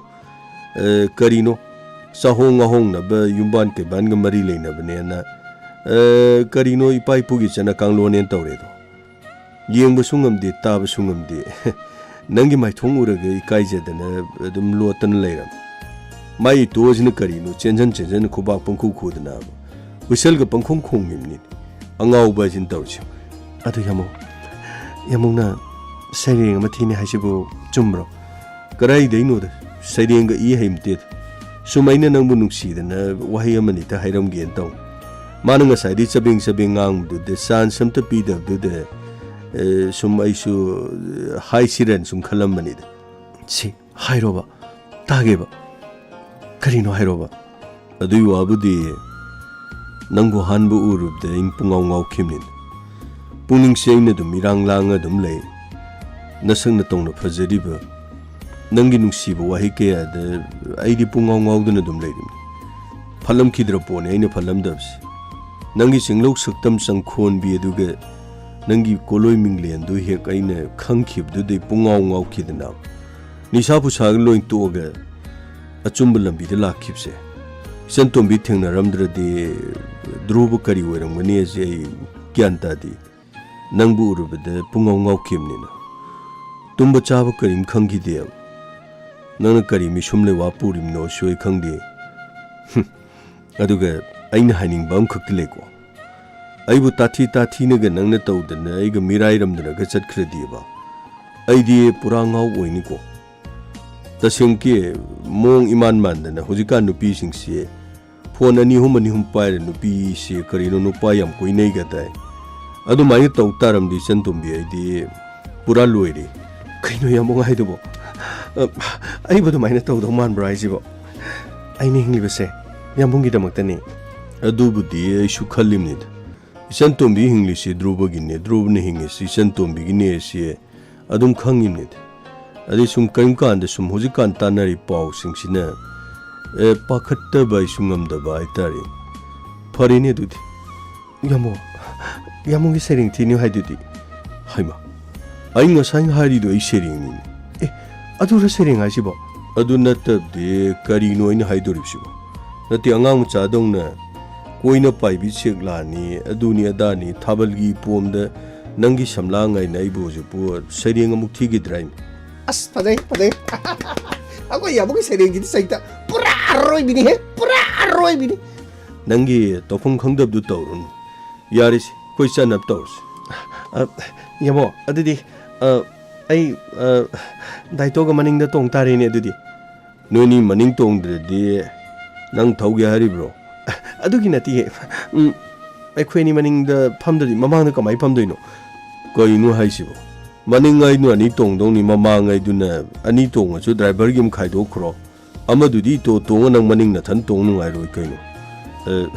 Si natana karam khutong tong ge hari no haisibo. As pura aroi bini he yamong pura aroi bini sedam to khoi pulapong ge habanati nanau no bi pangdra khangdra tawjani ngangjari ni ngangsa su kai dorge yamo otok pani ko yamong je saito oi balok sat bai gidra poni mi ni ngang se karino je sukang ge khangda be ta bana to paga ngang ma se pura all india radio ni saita pura aroi bini saita oi ba hairu raga nang ne all india radio ni mi radio pallu no ni nang ang karino as radio na ti mi karino yamo radio du sandok radio trabagi aina pamja be hero khang le ba du khonje du karga male na kitang thagat pi bai wani pura aroi bini he saita oi ba yari sandumbia nang chu sanghor yamo yani oren yobaga karino phone tawraga loire amuk sidai da muk leptana au kana na ba amuk kai kai no amuk tawdina khoi sat khraga mu number po kholon tawna berakan changro ai lering ai de nang na changkhib du yengge yani yamo hana chalo ain haijari si kaya longning da bai wadi khangdri ko ado ai saubudi sauroibo changkhraga di chantombi khar nungai doring nei si changoni nang buto daito hoi yamo adudi ai changage ko matam si something jalamni na kanana khangni akhoi tamo phat amuk laksaladi ai changage kawini moi tamo do mulak siladi mu berata dorim nungsi to nokoi maning tongo ko adudi ꯑꯩ ꯒꯥꯔꯤꯁꯤ ꯊꯧꯔꯒꯦꯀꯣ ꯆꯟꯇꯣꯝꯕꯤꯌꯥ ꯍꯣꯔꯦꯟ ꯌꯧꯔꯒ ꯑꯃꯨꯛ ꯍꯥꯏꯔꯒꯦ ꯑꯗꯨꯗꯤ ꯑꯩꯈꯣꯏ ꯒꯥꯔꯤ ꯊꯧꯔꯦꯀꯣ ꯆꯪꯉꯣꯅꯦ ꯌꯥꯔꯦꯅꯦ ꯆꯪꯉꯣꯅꯦ ꯍꯣꯏ ꯌꯥꯝꯃꯨ ꯗꯥꯏꯇꯣ ꯅꯨꯡꯁꯤ ꯂꯩꯍꯧꯔꯒꯦ ꯐꯅꯤ ꯐꯅꯤ ꯐꯅꯤ ꯕꯥꯏ ꯕꯥꯏ ꯍꯣꯔꯦꯟ ꯑꯃꯨꯛ ꯐꯣꯟꯗ ꯑꯃꯨꯛ ꯋꯥꯔꯤ ꯁꯥꯟꯅꯔꯁꯦ ꯄꯨꯔꯥ ꯑꯔꯣꯏꯕꯤꯅꯤ ꯅꯪꯒꯤ ꯑꯔꯣꯏꯕꯤꯁꯤꯗꯤ ꯑꯁꯦꯡꯕ ꯑꯍꯧꯕꯗꯤ ꯁꯨꯡꯉꯥꯏ ꯍꯥꯏꯗꯦꯅꯦ ꯅꯣꯡꯃꯇꯁꯨ ꯑꯍꯧꯕꯤꯅꯦꯅ ꯍꯥꯏꯌꯣ ꯑꯔꯣꯏꯕꯤꯅꯦꯅ ꯃꯦꯟ ꯃꯥꯟ ꯇꯥꯗꯦ ꯁꯩꯇ ꯑꯣꯏ ꯑꯔꯣꯏꯕ ꯍꯥꯏꯁꯤꯗꯤ ꯄꯨꯔꯥ ꯂꯣꯏꯔꯤꯝ ꯇꯠꯂꯤꯝꯅꯤ ꯑꯍꯧꯕꯁꯨ ꯈꯔ ꯌꯥꯎꯔꯗꯤ ꯐꯗꯧꯅꯤ ꯑꯁ ꯌꯥꯕꯨꯡ ꯀꯔꯤꯅꯣ ꯈꯨꯗꯣꯡ ꯌꯥꯕꯨꯡ ꯄꯨꯔꯥ ꯑꯔꯣꯏꯕꯤꯅꯤ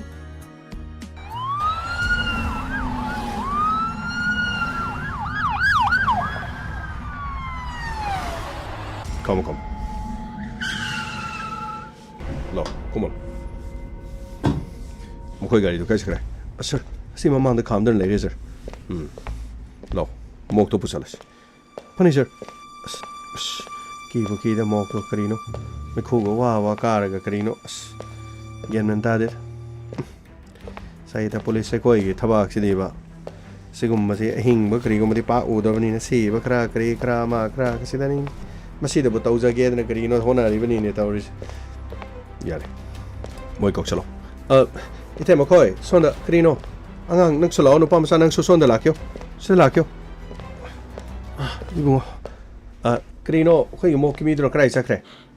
ꯀꯔꯤꯅꯣ ꯉꯔꯥꯡꯒꯤ ꯑꯁꯤꯕ ꯆꯥꯕꯁꯤ ꯂꯩꯈꯤꯕꯗꯣ ꯅꯝꯕꯔ ꯀꯌꯥꯗꯅꯣ ꯁꯤꯗ ꯂꯩꯔꯦ ꯑꯃꯨꯛꯇ ꯆꯤꯡꯊꯣꯛꯄꯤꯔꯣꯅꯦ ꯁꯤꯗ ꯂꯩꯔꯦ 이때마 아시베시 마사 康비브라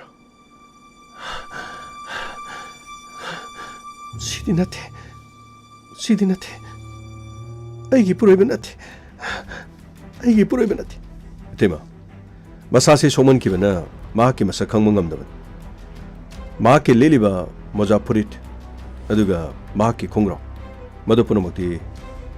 시달레 시대 용비요. 시만비브라. 시디 마기네 하이버수. 아이 강멍감들. 아이 그림부터 강멍감들. 아도 마키 포리시 추리바. 랑 떼이바 만바 마추 앙앙바 앙가마판 이고 마추. 랑군바 떼이바기 타박 떠오리 시네디. 아동기 포리버시 юм다랑 펜토바. 나트라가 अतोप करी सिनफम तौकी गारी की रंग कांब मखुद यामना नानबदि अदुबु अखोइगी मफम अदुदा अहानबदा थबक अमखक माक यावरमबदि मफम अदुदा माक थबक तौरिबा मफम अदुदा खनरकपदगी माक मफम अदुदा थबक यावररोय हाइदना अतोप मफमदा थबक थिबा चटखिबन ओ अदुदी खनबदुदी कयाम थिना खनबा हाइबदी हार्प तुप फावबो मखोइना तोरकपा याबगी नथि यामना कना खनबा नथि पैसा नुंसागी माना हाना पैसा खितंग पियो हाइबदा मदुगी यानदबगी साउदुना मा तोखिबन खनबा हाइबदी खुद थानदुना फुना चैनबा अदुगुमबदी अमत नथि अदुदी फुरेट असिदा तैरिबसी सुरंग मचुन अदोमनादोंगी पुरेबा नथि हाइबसी मुना मुक्ता दियंबियुदा मसगसी सिरब मतुंगदा फिबम खरा थिना सोखिबना मरम ओरगा माक मसगसे खंगबा ngamdaban माकी मसादा ताबा दाखफमसि यंबियु खुदांगदा ताबा मसादा ताबा दाखफमसि अदोमना चिंफा पुबा लेरगदी अदोंगी पुरबने हाइना सक ताकपा याबा मखोंगदा मखुत्ता संब्रुदा माकी मसादा लेरिबसिंग असिदा मुन्ना मुक्ता दियंबु सर अइदी येंगबा ngamdre अइदी येंगबा ngamdre सर पुनमक्से अइदी येंगबा ngamdre 이노병 아시바 학상신 거의 많이 연구 못함다디 너 거의 바봉이나 해버서 해본 남들 나는 못 넘어티요 너 거의 바봉이나 해버서 그다이 와이드 거리만 말레버기 마사다 레버다 펌싱도 강멍엄라 나트라가 너 거기 바봉 따세는 먹기 나트라브라 서 학장씨 이 거의 바봉이 얌나 말레서 어두 마이 통어시디 예행보다 강멍엄들 ꯑꯗꯨꯕꯨ ꯁꯔ ꯑꯩꯈꯣꯏ ꯄꯥꯕꯨꯡꯒꯤ ꯉꯛꯁꯝꯗ ꯒꯥꯔꯤ ꯁꯦꯝꯕꯗ ꯃꯥꯒꯤ ꯉꯛꯁꯝꯗ ꯁꯣꯛꯈꯤꯕꯒꯤ ꯗꯥꯛ ꯑꯃ ꯂꯩꯕꯅꯤ ꯉꯛꯁꯝ ꯑꯁꯤꯗ ꯇꯥꯔꯤꯕ ꯗꯥꯛꯁꯤꯗꯤ ꯑꯩꯈꯣꯏ ꯄꯥꯕꯨꯡꯒꯤ ꯌꯥꯝꯅ ꯃꯥꯜꯂꯤ ꯑꯁꯤꯕꯁꯤ ꯑꯩꯈꯣꯏ ꯄꯥꯕꯨꯡꯒꯤ ꯁꯣꯏꯗꯅ ꯑꯣꯏꯒꯅꯤ ꯁꯥꯔ ꯏꯃꯥꯅ ꯄꯥꯈꯠꯄꯗꯒꯤ ꯈꯪꯗꯕꯒꯤ ꯋꯥꯅꯤ ꯁꯣꯏꯗꯅꯃꯛꯀꯤ ꯑꯩꯈꯣꯏꯒꯤ ꯄꯥꯕꯨꯡꯒꯤ ꯑꯁꯤꯕ ꯍꯛꯆꯥꯡ ꯑꯣꯏꯒꯅꯤ ꯁꯥꯔ ꯑꯣ ꯑꯗꯨꯗꯤ ꯍꯛꯆꯥꯡ ꯑꯁꯤ ꯑꯗꯣꯝꯒꯤ ꯄꯥꯕꯨꯡꯒꯤꯅꯤ ꯅꯠꯇ꯭ꯔꯒ ꯑꯇꯣꯞꯄꯒꯤꯅꯤ ꯍꯥꯏꯕꯁꯤꯗꯤ ꯅꯍꯥꯛꯀꯤ DNAꯒ ꯄꯥꯕꯨꯡꯒꯤ DNAꯒ ꯆꯥꯟꯅꯕ꯭ꯔꯥ ꯍꯥꯏꯗꯨꯅ ꯌꯦꯡꯕ ꯃꯇꯝꯗ ꯏꯔꯥꯏ ꯂꯥꯏꯅ ꯈꯪꯒꯅꯤ anyway ꯃꯗꯨꯒꯤ ꯇꯦꯁ ꯑꯃꯁꯨ ꯇꯧꯁꯤ ꯑꯗꯨꯒ ꯃꯨꯟꯅ ꯑꯃꯨꯛꯇꯪ ꯌꯦꯡꯉꯨ ꯍꯛꯆꯥꯡ ꯑꯁꯤ ꯅꯍꯥꯛꯀꯤ ꯄꯥꯕꯨꯡꯒꯤꯔ ꯅꯠꯇ꯭ꯔꯒ ꯑꯇꯣꯞꯄ ꯃꯤꯒꯤꯔ ꯍꯥꯏꯕꯗꯨ ꯁꯥꯔ ꯇꯦꯁ ꯇꯧꯕꯒꯤ ꯀꯔꯤꯁꯨ ꯗꯔꯀꯥꯔ ꯂꯩꯇ꯭ꯔꯦ ꯁꯥꯔ ꯑꯩꯈꯣꯏ ꯄꯥꯕꯨꯡꯒꯤ ꯈꯨꯗꯥꯡꯗ ꯁꯤꯗ ꯇꯥꯔꯤꯕ ꯗꯥꯛꯁꯤ ꯁꯤꯁꯨ ꯑꯩꯈꯣꯏ ꯄꯥꯕꯨꯡꯒꯤꯅꯤ ꯍꯥꯏꯕ ꯆꯞ ꯆꯥꯅ ꯈꯪꯉꯦ ꯁꯥꯔ ꯑꯩꯈꯣꯏ ꯄꯥꯕꯨꯡꯅꯤ ꯁꯥꯔ ꯑꯗꯨꯒ ꯃꯍꯥꯛꯀꯤ ꯐꯨꯔꯤꯠꯇ ꯇꯩꯔꯤꯕ ꯑꯣꯖꯥ ꯐꯨꯔꯤꯠꯇ ꯇꯩꯔꯤꯕ ꯔꯪꯗꯣ ꯔꯪ ꯀꯥꯝꯕꯒꯤꯅꯤ ꯁꯥꯔ ꯃꯁꯤꯅ ꯇꯥꯛꯄꯗꯤ ꯃꯍꯥꯛ ꯁꯣꯏꯗꯅꯃꯛꯀꯤ ꯃꯐꯝ ꯑꯃꯗ ꯔꯪ ꯀꯥꯝꯕ ꯋꯥꯔꯛꯁꯣꯞ ꯑꯃꯗ ꯃꯍꯥꯛ ꯁꯣꯏꯗꯅ ꯌꯥꯎꯕ ꯑꯣꯏꯔꯝꯒꯅꯤ ꯁꯥꯔ ꯑꯩꯈꯣꯏꯒꯤ ꯄꯥꯕꯨꯡꯗꯤ ꯀꯅꯥꯃꯠꯇꯗ ꯂꯥꯟꯗꯕꯅꯤ ꯁꯥꯔ ꯃꯍꯥꯛꯄꯨ ꯀꯅꯥꯅ ꯑꯁꯨꯝꯅ ꯃꯤꯌꯥꯠ ꯊꯤꯅ ꯍꯥꯠꯄꯤꯔꯤ ꯁꯥꯔ ꯑꯩꯈꯣꯏꯒꯤ ꯄꯥꯕꯨꯡꯅꯤ ꯁꯤ ꯑꯩꯈꯣꯏꯒꯤ ꯄꯥꯕꯨꯡ ꯏꯃꯥ ꯍꯧꯒꯠꯂꯣ ꯏꯃꯥ ꯀꯔꯤꯒꯤꯅꯣ ꯂꯩꯃꯥꯏꯗꯤ ꯏꯃꯥꯏꯅ ꯇꯨꯊꯔꯒ ꯐꯝꯃꯤꯗꯨ ꯀꯔꯤꯒꯤꯅꯣ ꯍꯧꯒꯠꯂꯣ ꯁꯤ ꯑꯩꯈꯣꯏ ꯄꯥꯕꯨꯡꯅꯦ ꯄꯥꯕꯨꯡꯒꯤ ꯉꯛꯁꯝꯗ ꯇꯥꯔꯤꯕ ꯗꯥꯛꯐꯝꯁꯤ ꯈꯪꯗ꯭ꯔꯣ ꯈꯨꯗꯥꯡꯗ ꯇꯥꯔꯤꯕ ꯗꯥꯛ ꯐꯨꯔꯤꯠꯇ ꯇꯩꯔꯤꯕ ꯔꯪ ꯀꯥꯝꯕꯒꯤ ꯃꯆꯨꯁꯤꯡ ꯑꯁꯦ ꯑꯩꯈꯣꯏꯒꯤ ꯄꯥꯕꯨꯡꯅꯦ ꯑꯩꯈꯣꯏꯒꯤ ꯄꯥꯕꯨꯡ ꯅꯠꯇ꯭ꯔꯕꯗꯤ ꯀꯅꯥꯅꯣ ꯏꯃꯥꯅ ꯀꯔꯤꯒꯤꯗꯃꯛꯇ ꯑꯩꯈꯣꯏ ꯄꯥꯕꯨꯡ ꯅꯠꯇꯦ ꯍꯥꯏꯔꯤꯕꯅꯣ ꯂꯥꯛꯑꯣ ꯏꯃꯥ ꯄꯥꯕꯨꯡꯒꯤ ꯊꯋꯥꯏ ꯌꯥꯎꯗ꯭ꯔꯕ ꯍꯛꯆꯥꯡ ꯑꯁꯤ ꯄꯨꯔꯁꯦ ꯂꯥꯛꯑꯣ ꯏꯃꯥ ꯍꯧꯒꯠꯂꯣꯁꯦ ꯍꯧꯒꯠꯂꯣ ꯏꯃꯥꯒꯤ ꯏꯕꯨꯡꯉꯣ ꯑꯩ ꯍꯧꯒꯠꯄ ꯉꯝꯗ꯭ꯔꯦ ꯈꯣꯡ ꯑꯁꯤ ꯊꯥꯡꯗꯨꯅ ꯆꯠꯄ ꯉꯝꯗ꯭ꯔꯦ ꯅꯪꯒꯤ ꯄꯥꯕꯨꯡꯒꯤ ꯑꯁꯣꯛꯄ ꯃꯁꯥ ꯃꯍꯥꯛꯀꯤ ꯐꯤꯕꯝ ꯎꯕꯗ ꯑꯩ ꯍꯧꯒꯠꯄ ꯉꯝꯗ꯭ꯔꯦ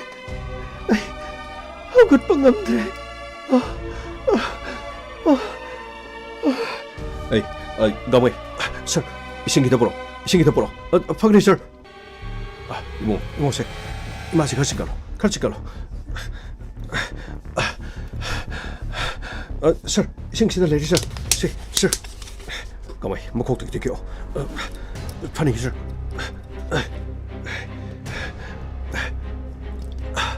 이테마 크리노 테마 허거도 겐다 케브로 테마 이싱 다래 꼭도 이싱 세 이모 낭 소난 이마다 그래 더네 세 퍼니셔 테마 겐다 비라브라 이테마 닝싱비 아동이 뿌르비가 누가네 더바 카나레 마카 카나 세나키바 사우나바 두가 마키 푼시다 망베야바 카나가 카나 체나바 푸나 체나바 셀 퉁기 नत्रगा तोंगा तोंगा करी थौदो वा थौथोप लेबगे अखोइद निथिजना तंबी अदोंगी पुरोबगी मिसी सिगिदमा अचुंबला लालंजिना दो अखोइ पुथोनो बसोइदन होनकी निंगसिंगबी कना खनकिबले अदुगा माहाकी मोबाइल नंबर सु अखोइद पिबी माहाकी हेडफोन दिफंग अदुबु मोबाइल दि अखोइद थेंगनखिद्रे माहाकी मोबाइल नंबर सु खनि सिंथोगा मा कना का वरि सने माहाकी लास्ट लोकेशन कदाइ ओइके हाबदो अखोइ खंगनब होनकी अदुगा माने युमदगी थोखि मतुंग महा करम मफमद थबक यावी हायदना इतेमद हायरक्की बलेबकी मफम हायो हायबे याकिथि माहक साउदुना चटखिबदगी माहकी थबक मफम अखोइद हायो हायबे सुंगा याकिथि अदुबु फोन तौरबसु मचानुपागा वरि सानबसु कॉलेज चटपगी लारिक तमगी मदु खक्तन थबक मफम दि कदाइदनो हायबा मचानुपादसु हायथि अदुबु माहना हलक मंद्रे हायदने कोइने लेरिंगेदा माहकी फोनदो स्विच ऑफ लेखिबदगी माहकी खोंगल सुम लेरकबदा असीबा मसा मखक लेरमे हायदने ताबदुदगी अखोइना चिंगदना मफम मसिदा लाखि फरेतेमा अचुंबला लालंजन पुथोकननबगी दमा अखोइ सोयदन होनकी ꯑꯗꯨꯒ ꯏꯇꯩ ꯃꯈꯣꯏꯅ ꯈꯪꯕ ꯂꯩꯔꯕꯗꯤ ꯑꯁꯦꯡꯕ ꯀꯔꯤ ꯀꯔꯤ ꯂꯩ ꯍꯥꯏꯕꯗꯨ ꯑꯩꯈꯣꯏꯗ ꯈꯔꯗꯤ ꯇꯝꯕꯤꯌꯨ ꯅꯤꯡꯁꯤꯡꯕꯤꯌꯨ ꯀꯅꯥꯒ ꯈꯟꯅ ꯆꯩꯅꯕ ꯀꯅꯥꯒ ꯀꯔꯤ ꯀꯔꯤ ꯍꯥꯏꯅꯈꯤꯕ ꯃꯍꯥꯛꯀꯤ ꯊꯕꯛ ꯃꯐꯝ ꯑꯗꯨꯁꯨ ꯀꯗꯥꯏꯗꯅꯣ ꯍꯥꯏꯕꯗꯨ ꯈꯪꯂꯕꯗꯤ ꯑꯩꯈꯣꯏꯗ ꯁꯣꯏꯗꯅ ꯍꯥꯏꯕꯤꯌꯨ ꯑꯗꯨꯒ ꯃꯍꯥꯛꯀꯤ ꯐꯣꯟ ꯅꯝꯕꯔꯗꯨꯁꯨ ꯑꯩꯈꯣꯏꯗ ꯄꯤꯕꯤꯌꯨ ꯁꯔ ꯁꯤꯗ ꯂꯩꯔꯦ ꯄꯥꯕꯨꯡꯒꯤ ꯅꯝꯕꯔꯅ ꯁꯤ Santosh sir CDR record. Funny sir. Lakle lakle Inspector Tayai Tayai Tayai Lakle lakle Lakle lakle Inspector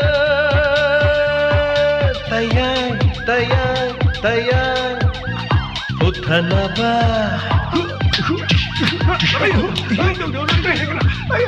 Kanbinaba Thank you sir Welcome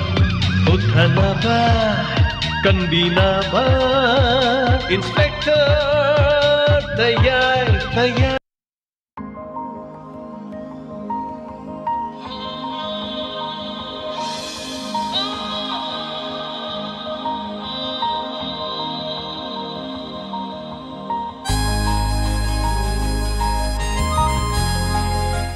Hanana thagatsari ngasigi Inspector Tayai Songaga Humadraga taruk suba tangkak tabiriusing Ngasigi tangkak tabiraga Adongi thamoida kari fawibagi Adongna pibirakpa Feedback amadi comment kara pathok sabagi Tanjada logjagi Adonga ngasigi birthday Tariba Senjam Vidyananda son of S. Kumar Mayang Langzing Sorok Mapan Many happy returns of the day Sanjayam Vidyananda Yaifaba Nungaiba Afaba Nadi Yektaba Lamdamasigi Afaba Mating Tokpa Tabak Tobong Amboibiu May Sing Nungsit Kodong Tiba Punamakti Taibang Mapunang Tok Piba Oceanu Haini Sorgi Mafamda Nigeria Dongi Nungai Faraba Sigum Labanumit Asi Masing Langamdana Pang Tok Pangambo Oibiu Haina Hanna thagachari ngasigi Inspector Tayai tabiraga tabiribasina kari fawibage ngasigi tangka ngasigi mayamna pibirakpa feedback khara pathokjage aduga mamangda comment pikibasingde ai pajadre aina pajrage haiba matamsida ibirakpasing haijabadare sidagi paba hogjagadoribani aduna thoi sinamdagi hogjare pabasi aigi hek mapada lerambasi thoi sinam Sargi pra aroibini haibadu yamna fazai nungsiam nungai Happy birthday natapire thank you so much happy birthday si Senjam Vidyananda natapirakpa thoi sinam thank you so much Kiranjit oinam happy birthday natapire thagachari Daga Ayingbi ilangbam wariyamna fazai Aseng bathokladi Thokpasu yauri ne no aingbi asigi wari se aseng mathodong wari se khatum semdok sado mayam da dum pukalin hai tare crime gi wari sing nungti gi sagat pakot pada hoi drupa itogi ke saruk sing tadi mayam no message pi bani hai tare wari amaga sor honabagi tanja matang pijari ni hai tare dun wari da sum sangjalaga di wari su loi kini aduga minute su tara faroi adurga di mayam da su matau kramna message pi sige mayam da kari kari kana ba isu sing thamjige na khallaga nongmagi adum sagalini hai tare ne adubu thagachari hana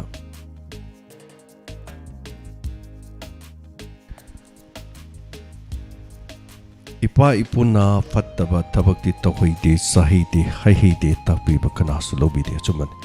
joymate kais thagachari kya mayam wari sanabadu dei pajara rochunate Asalata Manohar Mayum Thagachari ngasi wari se haninga leitana nungai jai matamatang gi oiba wafam su dum yaubi bayam na fazai yes Thagachari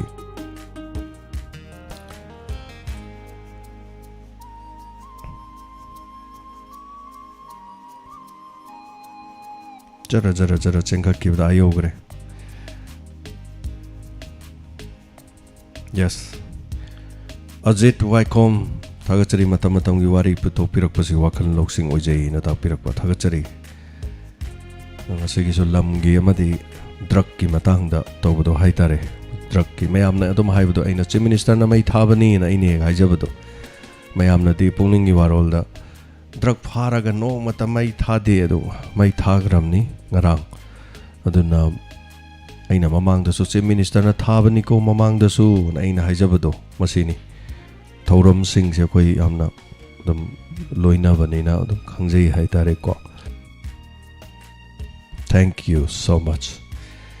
mai tha ki matam gi shooting yaholak pani haijage so sinam naw ki sor sar thagachari sir ito gi pura arroi bini haibedo yana fazei yamna mali so magi character ni haitare pura berani haibedo pura arroi bini aji magi sini adana arroi bini na haibedo da mo kanana hairi drubana hairi aho bani he haibadi no mata haide nang arroi bada haina ko masai wari da so thank you so much Sujata Singh wari se amna fazei na tapire so mama macha du nungai te yes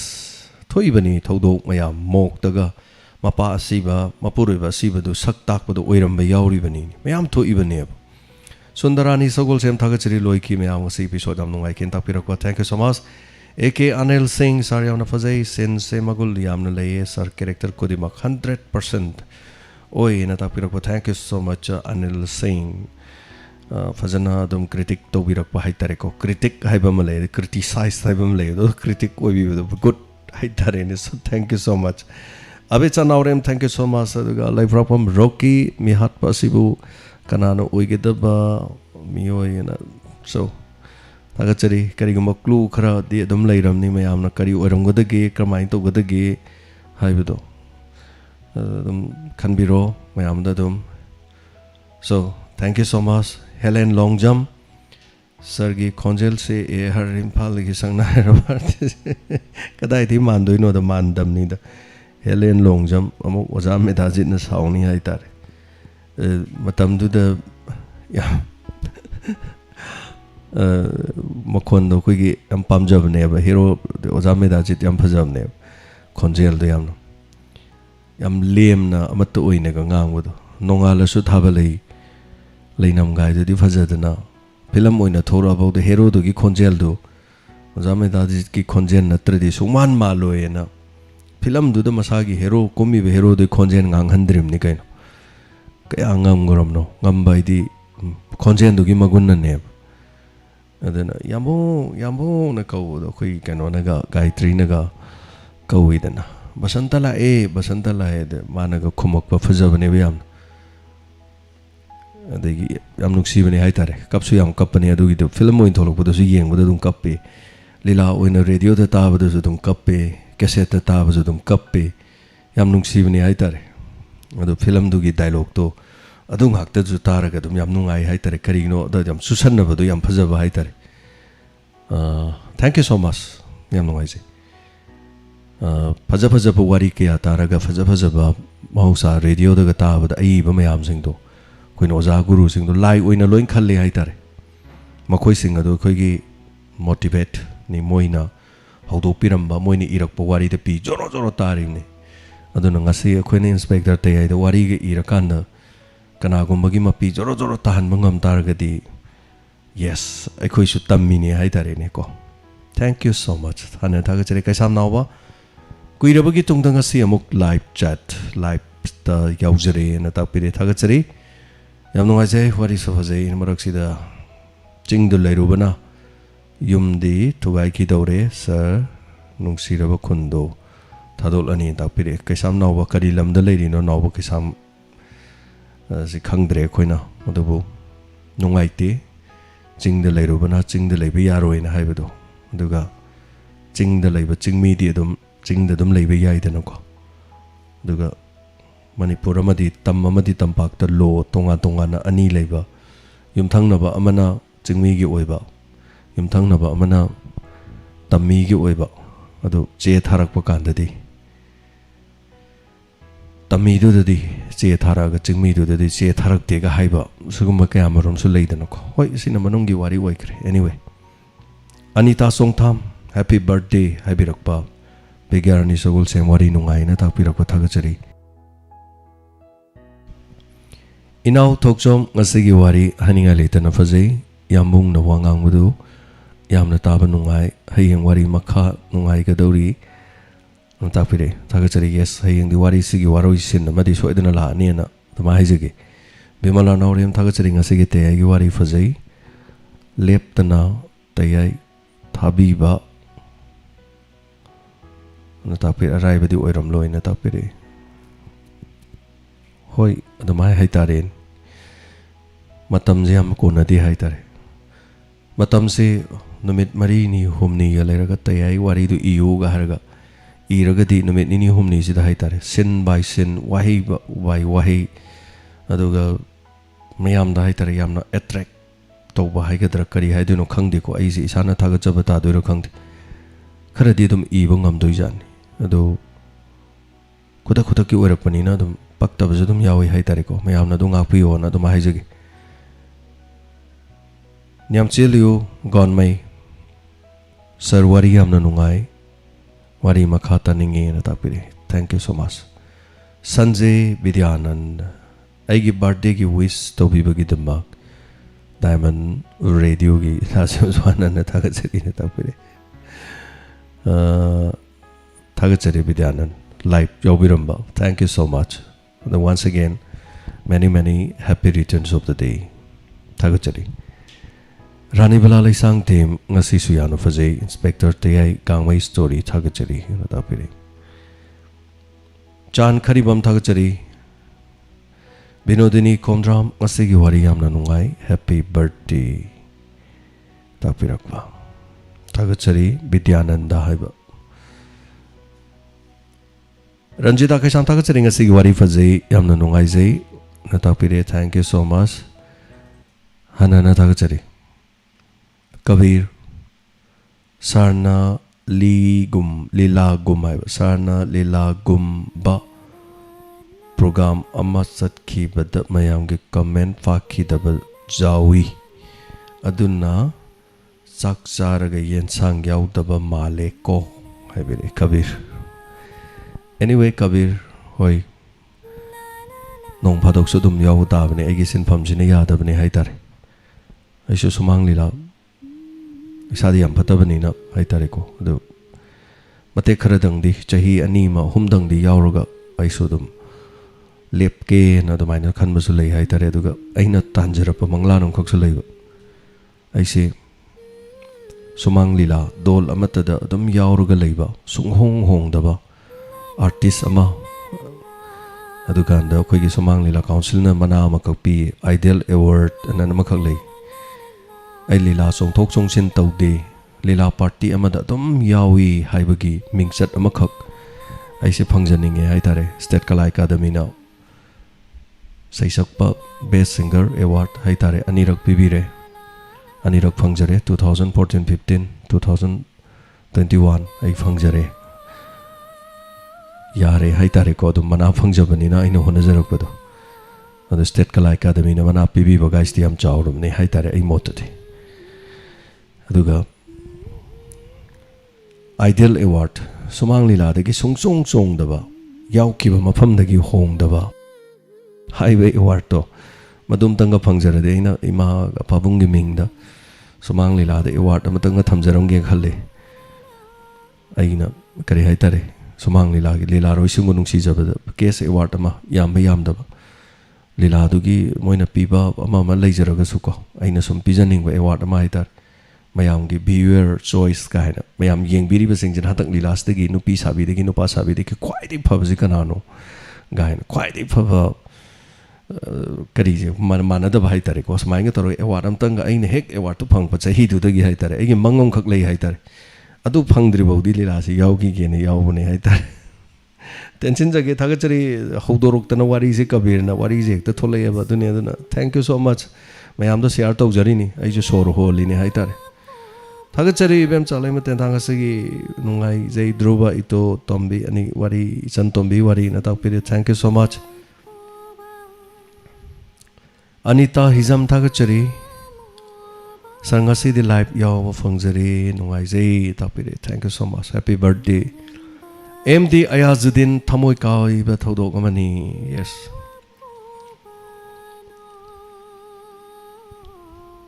Hector Komdram Drubagi Konjel si tabi yam nungai ai di tabada sum wari do ngasai ki character ma sagalak po honabani na taba nungai te na yam na khalgalam gadra na wajaram bani adu miyoi amani na support to birak pasi yam nungai jai. Thank you so much Sundarani Sogol Sem aduga Aribam Ganashyam Sharma Sir hana hana thagachari Sir Ganashyam wari si yamna changna loisin ki haying soidana fagalani kon ta pire yes Komantem Rajen Sir ngasi di makok tugi chingkhatlaga tajarage na ta pire thagachari hanana Lalin Laisram happy birthday ta pirakpa anowa ID ma changbirei happy birthday na ta pirakpa ringkos Tombi namai rapam Sir nungsibana kapthok le sina thamoi basu pelhalle na ta pire hoi thamoi pe na kapthok basu kai su kai de nong phadok su dum pe na ningsing laga nungai tabam da kapthok basu kai su kai de hai tare thagachari memcha yendrembam episode jam nungai phajai na ta pirakpa PPP Manipur song lover yamna nungsiba wari ni happy birthday na ta pire Anita song tham thagachari tamo crime update yes crime update se Anita ai semangam da bane yam seng na kan da asi se pung manga fawba guest mayam la ai tare pung manga fawba manga na te manga taruk taret phaw hai tare numidang pung taret makhai bo uramal the guest yam la ai do mayam la ai se aina lakano hai badi ya banate lai du su purpose mamongini aduga lak piri si su lak te adam ni do aduna lak pa ji ai dum chena doi ni do ai chena ba sa ai wari pa doi ni crime hai du ngasi gi wari du sem ngasi thaga toi ni aduna matam khar changi I ba khot pa manipuri da di loing phong ban tam ni na adubu thaga chari crime update panung si bi ba aduga soidana ai hona jara ke matam pine bi bo shunu yari ba makai hai tare ko Chite konthojam phubala ai si karai lege mingon da lam adumaina hairati phubala ai si adum ningthau khong leire adai da pareng ni hai tare adum thangnare yodringai da adum leire moirang gi lambi tidim lambi da leibane adum phubala ai si so aina na hawai yam songning gi ba leiba ko hoi lam je sum maming lei ta balam ju lei ko Kongjom hai ji karai lege na hai ko ai am saungninge ba kongjom da karai lege hai se ai asau bi ni hai tar mapa mapu gi maram dam gi damuk da thawai kat ki ba thang pai ra si gi ma kongjom khang di hai ra di am saungning bi ngon da na hawai am phau hai tar se larik lai su kya hai ra moi ma se gain kongjom hai ji kai lege gain sum hang pu do yaw with me khang da bi dum khang da bani da anyway so thank you so much ta ga chari khang ja da ba gi hang ja bani na dumai lo ro se aduna mina di am sum song nasai ju diamond da mi la ga yam nong ning bam tho em ngasi diamond da mi la ga ai gi ming hangak pai wa ni da yam nong ning bai tare da ise adum lam du su yam lap ta ba hai tare lam du ju hairok ta gi mi ji ko hairok te mi ne bla ise aina madam krai wai de no na hairok te ne ai yam khanganing bai wa di na ta ba hai tare ko ai gi ming hangak pai wan da adai aina as yai pajana mana pi be yai thopal dai ni imphal dai ni moirang dai ni adun ai khang de harabudi ya ba hairok te gai khang wiram de na da aina o ai si khang da ba su dum lei ba ja ni so thaga chari nga se wari ju loi pulle hai tare thank you so much masini isai su khodol tamjage so Kishore Gurung thaga chari tahudre na tapire soidana tabiu Kishore Gurung tadradi am nungai roi maram di kaino kan yam wan hona jam ne ba soidana ta di tabiu sabir maibam thank you so much trak ki matang da habirak pa na tapire ranjita kaisan thaga chari thank you so much hanana thaga chari ibe thokpon thaga chari ten ba male na krai de ten bano 45-50 minute mayani hai tare do si tele na logum se ba sibok semi jing tho nga wana sem gurjani thaga chari hanana aduga Chorai Sam Bikramjit New Era Sir Tangka Kudimak Loina Nungai Jai Nungai Taba Yaugde na tapire thank you so much salute taujari tapire duga kita sarang tem ngasi druba ga itoga na naikre druba gi sereng do yamna phajai itogi pura aroibini haibado yamna fazei yes am pen haijabaduni mana thamoida ko tampa thaga chari inspector tai wari yamna nungai che druba amadi itogi tangkak yamna nungai je hininga leitena thaga chari tapire thank you so much sanjaramam tombishana yambungi itogi wari tu tabadi yam nungai yambungi khonjen yamna fazei tapire so thank you so much aduga Konsum Bimola, Druba, Nangang Wudo, Tabadi Yam Nungai, Fazi, Natapire, so Druba Yam Tagat Piringa City. Thank you so much. Angelina Toksom, Keski Marak the Gangway, Druba, Ito, Makoi Ohumna, Nasigi Parche, Tabadi Yam Nungai, Hali, Wari Yam Nungai, Sarbo Tagachari in Tapiri. Thank you so much. Anita Sung Tam Tagachari, Ben Tagachari. Side rook, Kibem Sasagol Sem Babita Kambam, Wari Singam Pazenta Piropodanjida Kesam, say Kuman Mang the Samuna Tala Doni, Wari Lucinda Veina, Keshuta Loy, Quingasi Saksa, Badangasi Walla, Haying to Sadu City, Dum Hangsi to Sadu City, a dum lady, Dum Haitareniko. Thank you so much, Zimli, Sarangarang, Nung Sinaga, Kaidok, Padu di Papurudo, Karihaino, Ngarang. Khangdre Tungnadaba to Natapi Bormalek. Anyway, Tagachari Abecha Naurim, Tagachari Lepa from Roki, Chan Karibam, Ibemcha Devi, Tagachari Chan Karibam, Sir James Tagachari episode Kudima Loina Fazebelu, Loino Ibangak Tani Sir, Genius Ni from my side, Genius is nothing, and so Tagachari. Perspiration 110% hygienic is sir Buthagachari. Thank you so much. Sur Kuman. Yes, what did you do? Credit labor, I am the Bene Haitarico. Although Tagachari, I say the say Nangai Tada Bishay Mamukudol Tamjari, I am Tabi Bising Mampamoto Kudol Tamjari.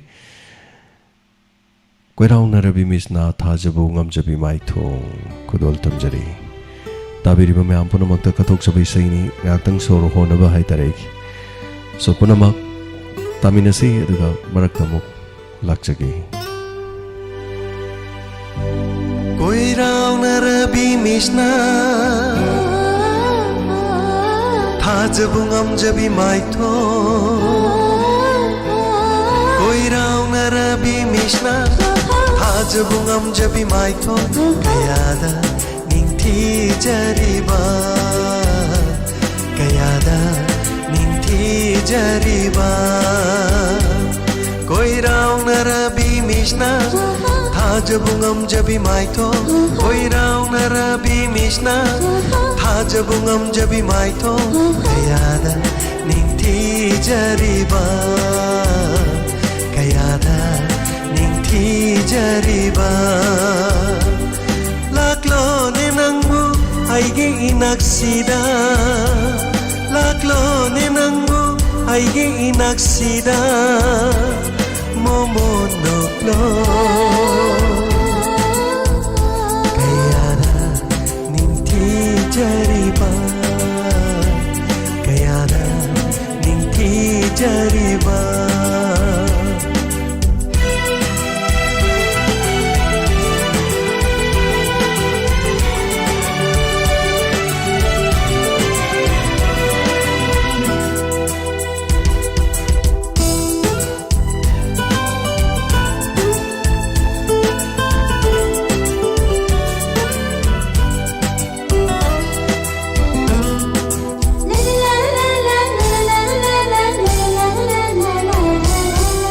Leirang tambalgum ning tija bimai to angang baleirangum tangang la chimba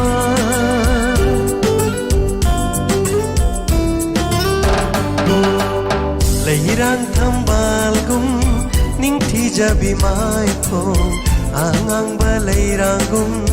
tangang la chimba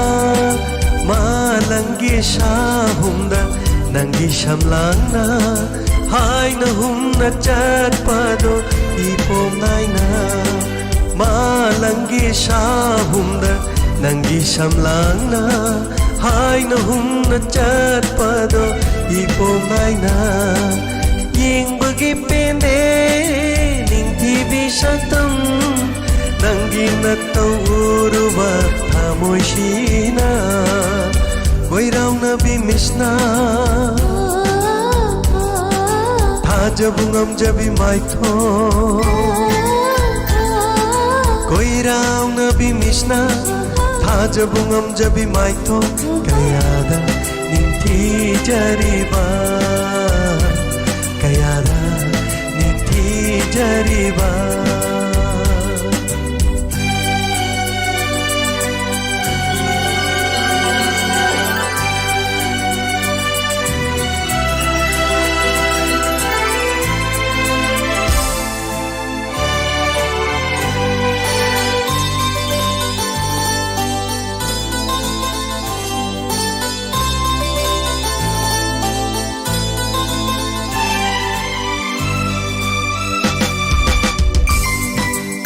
Haijabase yabiradi aigi punsishe kathoksagi nafamda punsi chupa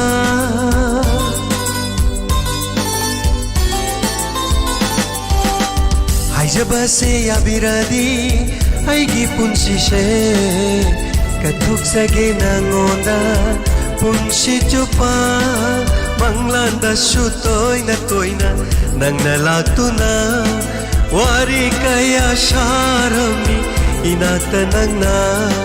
Manglanda sutoy na nangna lagtuna Wari kaya sharami inata nangna Mapokudingi lepcharage Nangsu aigi damakta lepiyuko Koiraw na bimishna Thajabungam jabi maitho Koirauna bimishna Thajabungam jabi maitho Kayada ningti jariba Kayada ningti jariba Aigida nangse oijage Aigida nangse oijage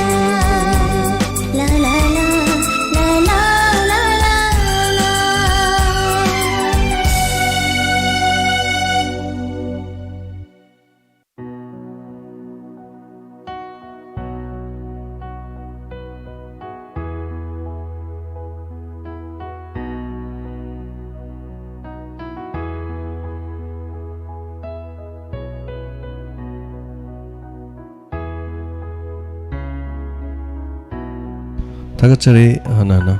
say Thagachari isai se amana inspector TAYAI gi de sandoki baduga aina sakpai sai khara adumai khudol tamjabne haitare topai sai budi khudol tamjadre topana inspector TAYAI gi mamang da odugi jaga sing da haitare Thagachari hela rudin phundrei ngasi gi mi hat pa puthok pa lugada ba mali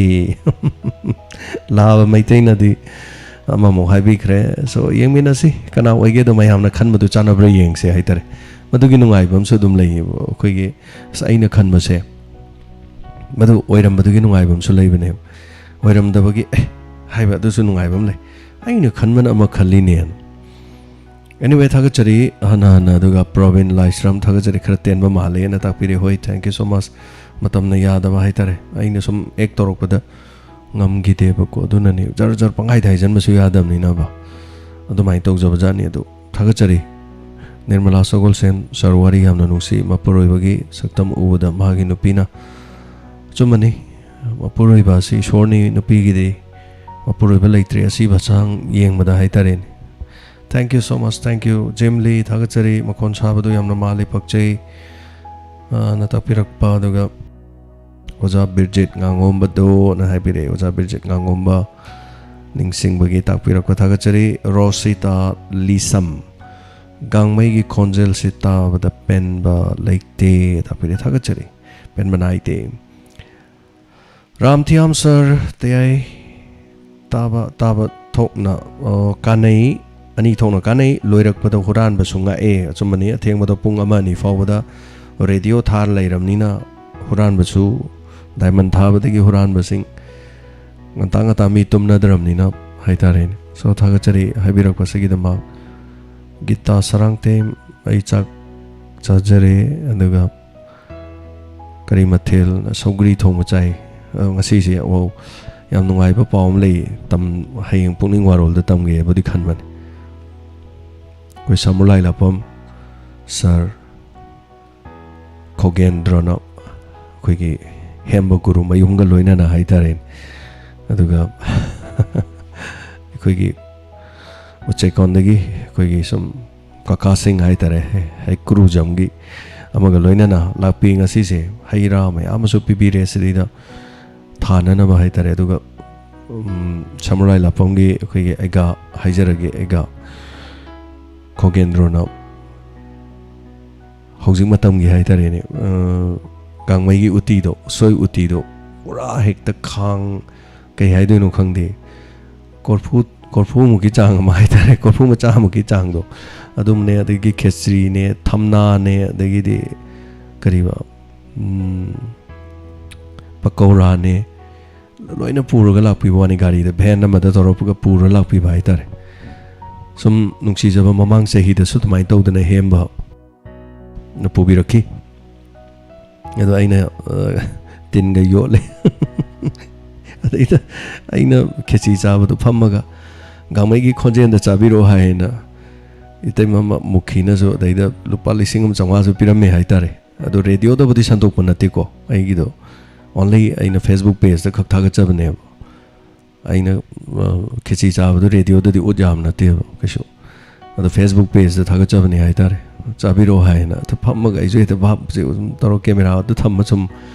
GoPro pairaga sum namaga pangcha chagimne haitare mi lak taruk taret maya yengbi adu video do adu gi video do yeng boloraga namit mangani taruk ni leraga haitare ai corona dum na gre si ge taw ai corona na do ningsing lenga si se do mai taw dana hekta yam me haitare ne khechri je mi ke ya muk ya ni mi kuntra mo hen ja ba ya ni spectacle hekta ten birak pai tar se ben ama toroga adu mi sidagi dum sida lak pusu dum khara pijare adagi kairo le kai da su me am yen tho e haitare khoisu sare haitare adu numidang di khechri do su chare aduga sogri thong mu su chare haitare gita sarang them na hangwiram ni na khumjabani ko so thagachari me am su dum uti chabada ya khechri matam ge haitare ko thank you so much thagachari ma sim dang sum tam janing tam bane waro bibya de ko me am aribam ghanasham ito amadi drubagi wafam da mayam da message yam na pikhi wari se yam nungai hele na tak pere thagachari hector khomram thagachari ta gi wari se tabagi pen banai de drubagi khonjel sin amuk ke na nungai hele haina tak pirak pasigi da mak su thagachari hana thank you so much chan daga mk siras khan sir te gi wari nomo gi fajabe heli kokti yamna saramgani sir khara pothabi ona tabire hoi siras khan kokti dum sajani thagachari aing bi langbam ngasigi sir gi nungsi jainang bu thamoi sengna ahan ba uba mikup tagi thabi ron tapire seisu yam khanbire me amna doi seisu nungti gi thaba thada basu leibane adu yang jage thagachari anita hijam thank you so much tension jage mathang di mo ai meyam gi damak isai mo khudol tam jage isai simak ai tam jage karam bai sei nungsi jainang bu thamoi sengna isai simak haitar gamai na sakhi bai sei ni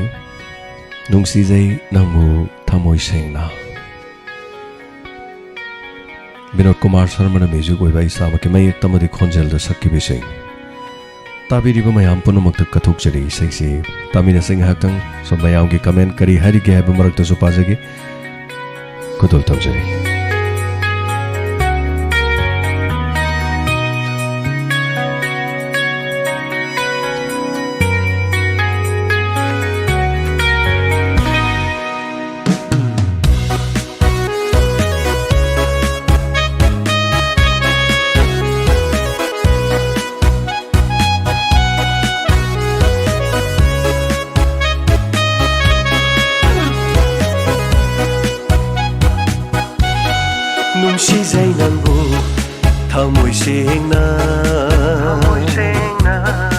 ꯑꯍꯥꯟꯕ ꯊꯦꯡꯅꯕ ꯃꯤꯀꯨꯞꯇꯨꯗꯒꯤ ꯉꯥꯎꯔꯨꯔꯦ ꯍꯥꯏꯔꯣ ꯅꯨꯡꯁꯤ ꯑꯃꯨꯛꯀ ꯑꯩꯒꯤ ꯄꯥꯎꯈꯨꯝ ꯄꯤꯕꯤꯌꯨ ꯍꯥꯏꯕꯤꯌꯨ ꯑꯩꯕꯨ ꯅꯨꯡꯁꯤ ꯍꯥꯏꯅ ꯅꯨꯡꯁꯤꯕꯤ ꯅꯪꯒꯤ ꯆꯤꯟꯕꯥꯅ ꯅꯨꯡꯁꯤꯖꯩ ꯅꯪꯕꯨ ꯊꯃꯣꯏ ꯁꯦꯡꯅ ꯑꯍꯥꯟꯕ ꯊꯦꯡꯅꯕ ꯃꯤꯀꯨꯞꯇꯨꯗꯒꯤ ꯉꯥꯎꯔꯨꯔꯦ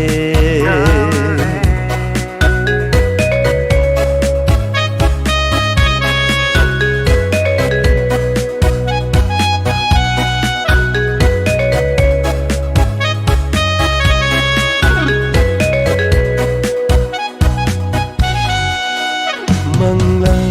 ꯇꯥꯏꯕꯪ ꯑꯅꯤꯗ ꯅꯪꯕꯨ 우두나타 내일에 망라 아이방 아니다 낭부 우두나타 내일에 아이기 이나타 내피로 낭나 움직이 오이나 아이기 이나타 내피로 낭나 움직이 오이나 ꯅꯨꯡꯁꯤꯖꯩ ꯅꯪꯕꯨ ꯊꯃꯣꯏ ꯁꯦꯡꯅ ꯑꯍꯥꯟꯕ ꯊꯦꯡꯅꯕ ꯃꯤꯀꯨꯞꯇꯨꯗꯒꯤ ꯉꯥꯎꯔꯨꯔꯦ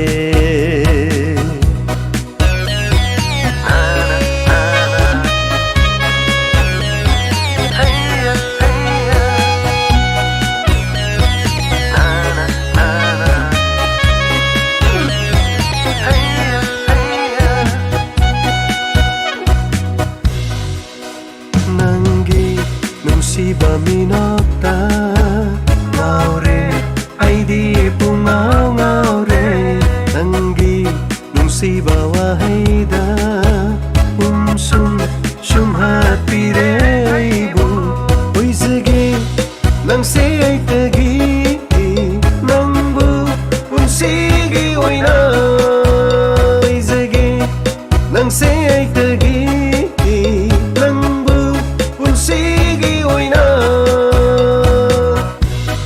ꯅꯨꯡꯁꯤꯖꯩ ꯅꯪꯕꯨ ꯊꯃꯣꯏ ꯁꯦꯡꯅ ꯑꯍꯥꯟꯕ ꯊꯦꯡꯅꯕ ꯃꯤꯀꯨꯞꯇꯨꯗꯒꯤ ꯉꯥꯎꯔꯨꯔꯦ ꯍꯥꯏꯔꯣ ꯅꯨꯡꯁꯤ ꯑꯃꯨꯛꯇ ꯑꯩꯒꯤ ꯄꯥꯎꯈꯨꯝ ꯄꯤꯕꯤꯌꯨ ꯍꯥꯏꯕꯤꯌꯨ ꯑꯩꯕꯨ ꯅꯨꯡꯁꯤ ꯍꯥꯏꯅ ꯅꯨꯡꯁꯤꯕꯤ ꯅꯪꯒꯤ ꯆꯤꯟꯕꯥꯅ ꯅꯨꯡꯁꯤꯖꯩ ꯅꯪꯕꯨ ꯊꯃꯣꯏ ꯁꯦꯡꯅ ꯑꯍꯥꯟꯕ ꯊꯦꯡꯅꯕ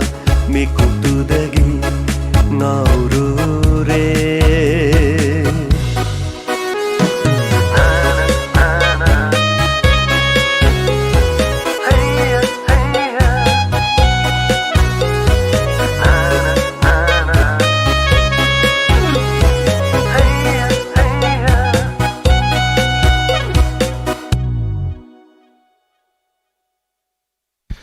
ꯊꯥꯒꯠꯆꯔꯤ ꯍꯥꯟꯅꯅ ꯉꯁꯥꯏꯁꯨ ꯍꯥꯏꯕꯤꯈ꯭ꯔꯦ ꯀꯔꯤꯒꯨꯝꯕ ꯃꯇꯝꯗ ꯑꯩꯈꯣꯏꯒꯤ ꯂꯤꯂꯥ ꯂꯩꯕ ꯃꯇꯝꯗ ꯀꯣꯃꯦꯟ ꯄꯥꯗꯕꯁꯦ ꯀꯣꯃꯦꯟ ꯁꯨꯝ ꯄꯥꯔꯒ ꯁꯨꯝ ꯇꯥꯔꯒ ꯏꯁꯩ ꯇꯥꯈꯤꯕꯒꯤ ꯅꯨꯡꯉꯥꯏꯕ ꯂꯩꯅ ꯏꯆꯤꯜ ꯏꯅꯥꯎꯁꯤꯡ ꯃꯌꯥꯝ ꯇꯥꯛꯄꯤꯕꯁꯦ ꯍꯌꯦꯡ ꯒꯦꯁ ꯂꯤꯂꯥ ꯂꯩꯕꯤꯕ꯭ꯔꯥ ꯅꯥꯏ ꯂꯤꯂꯥ ꯂꯩ ꯍꯌꯦꯡ ꯂꯤꯂꯥꯁꯦ ꯀꯣꯃꯦꯟ ꯄꯥꯕ ꯅꯪꯒꯅꯦꯅ ꯈꯜꯂꯤ ꯑꯗꯨꯒ ꯇꯝꯕꯤꯔꯒꯗꯤ ꯏꯁꯣꯔꯅ ꯀꯪꯂꯥ ꯁꯪꯒꯣꯝ ꯁꯪ ꯍꯥꯏꯕ ꯂꯝꯗꯝ ꯍꯥꯏꯔꯤꯕ ꯃꯐꯝ ꯑꯗꯨꯗ ꯂꯩꯖꯩ ꯍꯌꯦꯡꯒꯤꯗꯤ ꯑꯗꯨꯒ ꯃꯐꯝ ꯑꯁꯤꯗ ꯑꯩꯈꯣꯏꯅ DDKꯒꯤ ꯍꯥꯏꯇꯥꯔꯦ ꯗꯨꯔꯗꯔꯁꯟꯒꯤ ꯑꯣꯏꯅ ꯂꯤꯂꯥꯁꯦ ꯅꯝꯒꯗꯕ ꯂꯤꯂꯥꯗꯤ ꯐꯥꯔꯁ ꯇꯥꯈꯤꯕ ꯂꯤꯂꯥ ꯊꯃꯣꯏꯒꯤ ꯃꯈꯣꯜ ꯍꯥꯏꯕ ꯂꯤꯂꯥꯁꯤ ꯔꯦꯀꯣꯔꯠ ꯇꯧꯒꯗꯕ ꯗꯨꯔꯗꯔꯁꯟꯅ ꯍꯧꯕꯗꯒꯤ ꯂꯣꯏꯕ ꯐꯥꯎꯕ ꯑꯗꯨꯒ ꯗꯨꯔꯗꯔꯁꯟꯒꯤ ꯔꯦꯀꯣꯔꯠ ꯑꯣꯏꯒꯗꯕ ꯍꯥꯏꯔꯤꯕ ꯂꯤꯂꯥ ꯃꯐꯝꯁꯤ ꯅꯝꯒꯗꯕ ꯃꯐꯝꯅ ꯀꯪꯂꯥ ꯁꯪꯒꯣꯝ ꯁꯪ ꯍꯥꯏꯔꯤꯕ ꯃꯐꯝꯁꯤꯗ ꯅꯝꯒꯅꯤ ꯑꯗꯨꯕꯨ ꯄꯨꯡ 6 ꯍꯥꯏꯕꯅꯤ 8 ꯍꯧꯔꯒꯁꯨ 9 9 ꯑꯗꯨꯒ 10 11 ꯁꯣ ꯍꯜꯂꯛꯄꯗꯤ ꯅꯪꯒꯅꯤꯅ ꯈꯜꯂꯦ ꯑꯗꯨꯒ ꯄꯥꯕꯅ ꯌꯦꯡꯃꯤꯟꯅꯔꯁꯤ ꯁꯣ ꯍꯟꯅ ꯊꯥꯒꯠꯆꯔꯤ ꯑꯗꯨꯒ ꯃꯊꯪꯒꯤ ꯏꯁꯩ ꯑꯃꯃꯨꯛ ꯈꯨꯗꯣꯜ ꯇꯝꯖꯒꯦ ꯊꯥꯒꯠꯆꯔꯤ ꯃꯇꯝꯒꯤ ꯏꯄꯤꯁꯣꯗ ꯋꯥꯔꯤ ꯐꯖꯩꯅ ꯊꯥꯒꯠꯄꯤꯔꯛꯄ ꯋꯥꯔꯤ ꯌꯥꯝ ꯅꯨꯡꯉꯥꯏꯖꯩ ꯁꯔꯒꯤ ꯋꯥꯔꯤ ꯅꯣꯡꯃꯒꯤ ꯁꯨꯝ ꯍꯦꯜꯂꯦꯅ ꯏꯕꯦꯝꯆꯥ ꯂꯩꯃꯇꯦꯟ ꯊꯦꯡꯛ ꯌꯨ ꯁꯣ ꯃꯆ ꯊꯥꯒꯠꯆꯔꯤ ꯍꯟꯅꯅ ꯍꯦꯔꯣꯖꯤꯠ ꯁꯔꯃ ꯍꯦꯔꯣꯖꯤꯠ ꯉꯁꯤꯗꯤ ꯋꯥꯔꯤꯁꯦ ꯄꯦꯟꯗꯦ ꯇꯥꯕꯒꯤ ꯑꯗꯨꯕꯨ ꯃꯦꯟ ꯁꯣꯊꯥꯒꯠꯆꯔꯤ ꯌꯦꯡꯃꯤꯟꯅꯁꯤ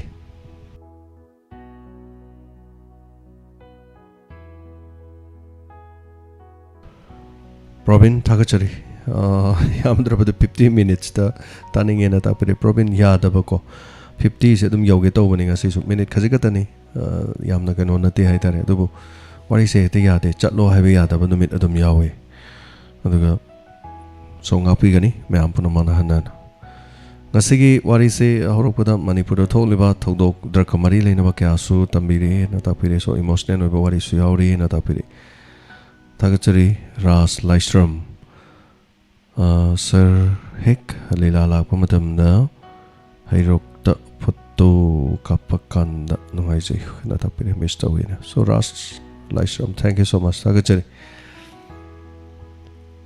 Sabir Maimam, thank you so much. Lystrom Lalin Awababu Tungoina Duna Yam Laba Miyambu Awasu Pothanbi Natapiri Thagachari Lalin Sur command thagachari TAYAI loibaga crime update lakadra khanjai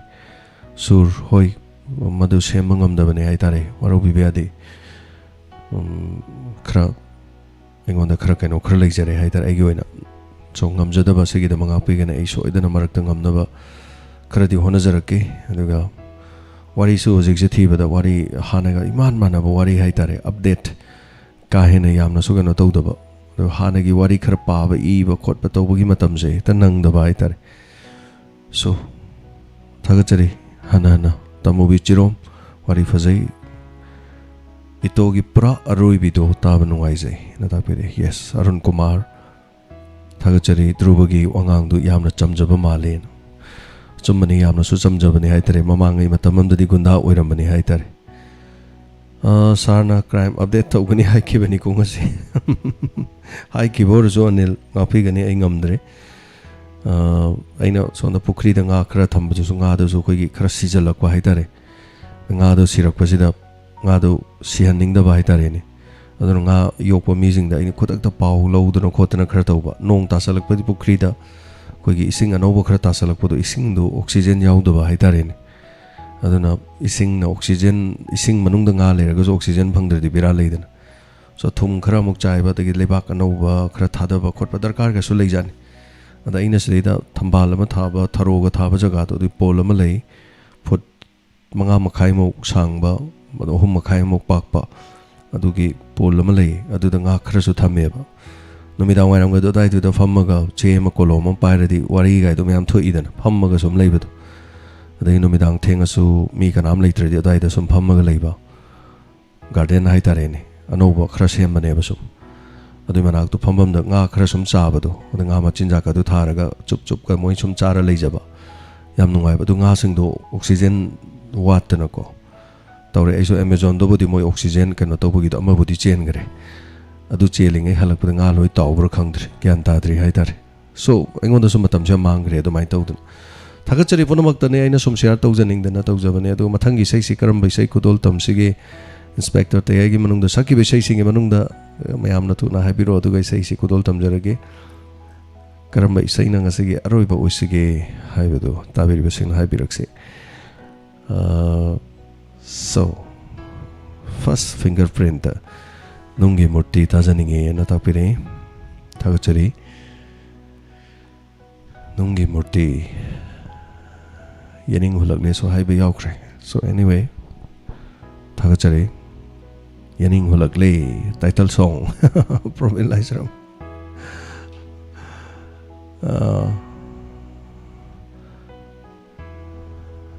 nga tau da boy yes tamo james na nungi murti nangi wa hai kayana nangi wa hai su yaure Yening hulakle the zening hulakle ha su yaure Anyway, Thagachari sing sin biri hai basu yauri. Anyway, mayam ya pamasi.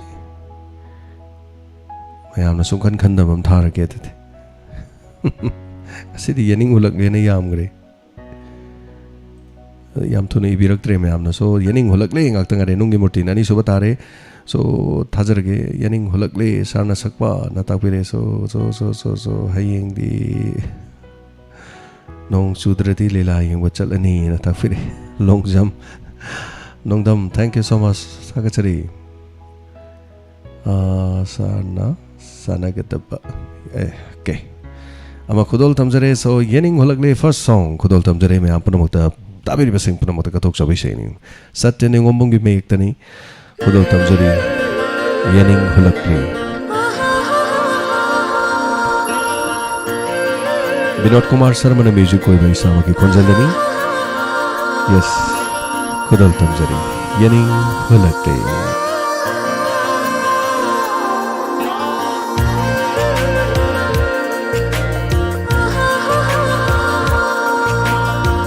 yening hulagle aigi tamuse nangi nungsi satam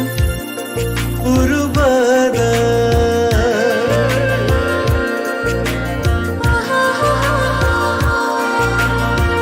yening hulagle aigi tamuse nangi nungsi satam urubada tapthaba ngamlaktare aigi pukningse pathaba ngamlaktare aigi wakhalse nangi saktamna yakai hallare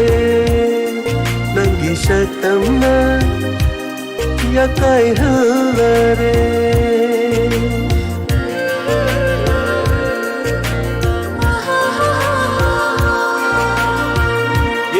hulagle aigi kamuse nangi nungsi satam urubada nangi nungsi satam urubada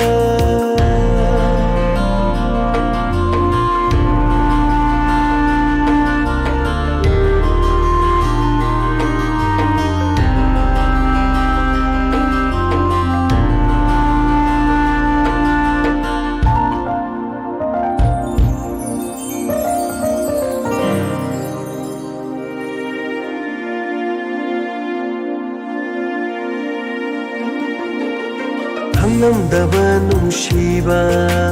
ꯈꯪꯍꯜꯂꯦ ꯅꯪꯅ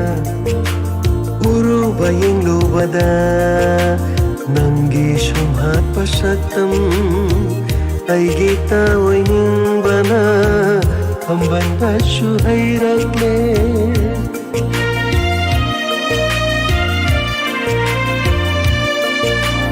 ꯈꯪꯂꯝꯗꯕ ꯅꯨꯡꯁꯤꯕ khanghalle nangna uruba yenglubada nangi shumhatpa saktam aigi taoingbana ambanbasu hairakle miku amatashu kauba ngamdare miku amatashu kauba ngamdare nangu nangu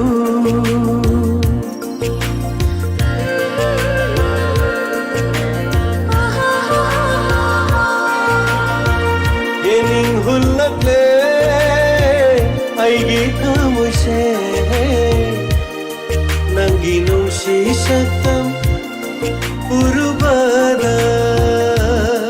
nangi nungsi satam urubada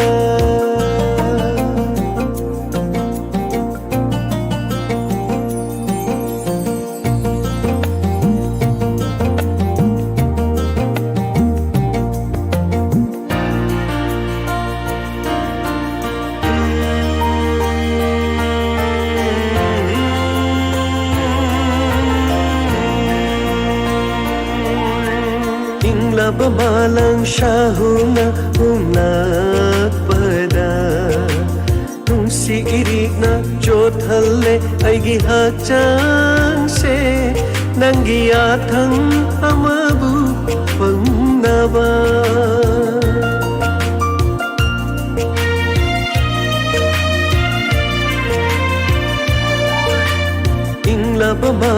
ꯅꯨꯡꯁꯥꯍꯨꯝꯅ ꯍꯨꯝꯂꯛꯄꯗ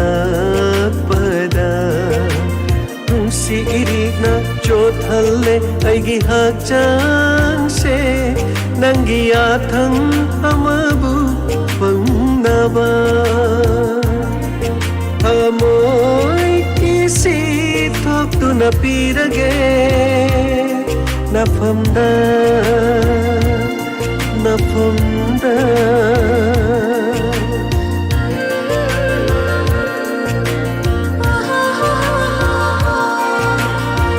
예닝 흘렀네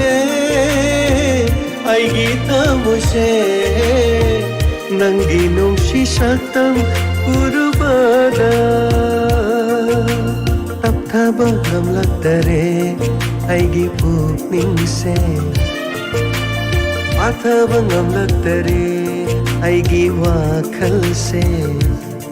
낭기 삭담나 야까이 흘러래 낭기 삭담나 야까이 흘러래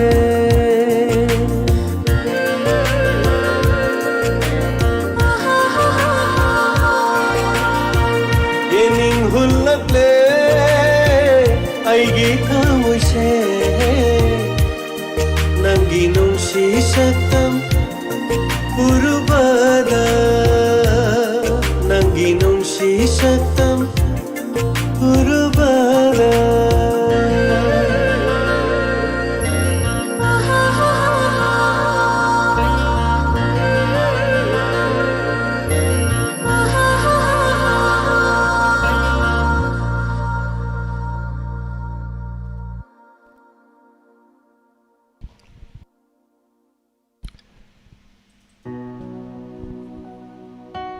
Thagachari anana maya punamak daga hoi Amarjit SH lila leibra na haibada ipakhom jakre Kangla Sangom Sang haibada namidang pung taruk lila se Doordarshan gi oina record laugadaba lila ma haitare lila se su loigadore haibadi lila se kuina sanaba yaba lila se koi gi mi hongdo hongjin haitare football gi player leithok lesin dobodo dumaina koi gi lila gi party se leithok lesin hongdo hongjin songthok songsin tawbugi matam mama haidu hujik oeba aduna lila se corona na sahi ani sana rudragasu lila samlakiba dol sigi amuk chahi another chahi ahumgi amuk semgre no lila party masu thogle maming mayam adum tabirani samna hanagi lila dol do uramba lila yaubasing lila dol do mohana ubu phangoi do kya marum yaure mayam na dum soi khangbirani mayam lila sum yeng ba kanguna di am haina daba yam nungai taba ma yaurung gani gani yenga yaurum daba do otugi nungai taba su lebine khoi su lila yaudringai da nungai taba phaugi ba oja kerau rajen se adum nahawai de yam pamjare haitare mana yauba lila se tana re yam yenge mai lila se adum phajagalle aduga magi party du gi lila du phajadrasu ma tholaga ma yauba saru khaise yam phajaina laweba aigi motni ko migi khangde adai yam pamjaba adagi mai matau se lila ga hala aga lambi daga sum lakpada khongna ga chali poni da gari ga leiram bonte chatmina bangi do adanga sai man tawbudo mai khonjen ga du tamaga amuk hek lakpa ko khoi wa ga no ga mana matamam da sa nabalila uta chinglen ga pabalila ga le koi uta chinglen commando ga saba uza rajen hoina kano ga tawba dagi indira kana tawbu yam lei lila ga haitare so namai tawduna lila se dol da uza yauram ne ne yeng war yauram da ga yauki am nungai gi de haitare aikoi gi su aikoi de yauba lila gi mi ama ani hongdo hongjin tawe ayamadi hongde aduga sida hangbire naubi yum namna Surjit Saikhong gi mahut kanana sillabage na tapire Surjit Saikhong gi mahut Surjit na sabadu kante yambem oja kerau rajen saba oja chinglen saba nofade gi artist aduna mahut sille Surjit Shanghai dagi tokpadi natri Surjit ki my family gi angang apik pa ni chen bagi kitang problem laiba mama sasu sarkar gi thabak tawba aduga magi loina bisu tawba haitare aduna kitang farak tabani duna kitang angang si adum chatpa khotpagi haire koi fibam leiradi so amuhana adum halakini sangai da adum leiri haitare hujiksu aduga ma halaga su kanda gisu maigi mafam adum leini sojit gisu dum mafam leini sojit halai haina kanda to oi aduga adum haitare adum koi mafam mayam lei haitare ko smaina so sini mayam panamu da sina sumangli lagi warini ima iramda Manipur Artist Association gana khangnaba lila tol dudagi Hiramoti amadi Oza Robindro amona udabi yai atopa dolda mo yaukibagi mami ma leire so smai tawdana haitare dolda hongdok hongjin chongjin jimadugi matamduni ado ai isamaki oinadi aina lila yaujari si dol sunghong dana hojibau leijari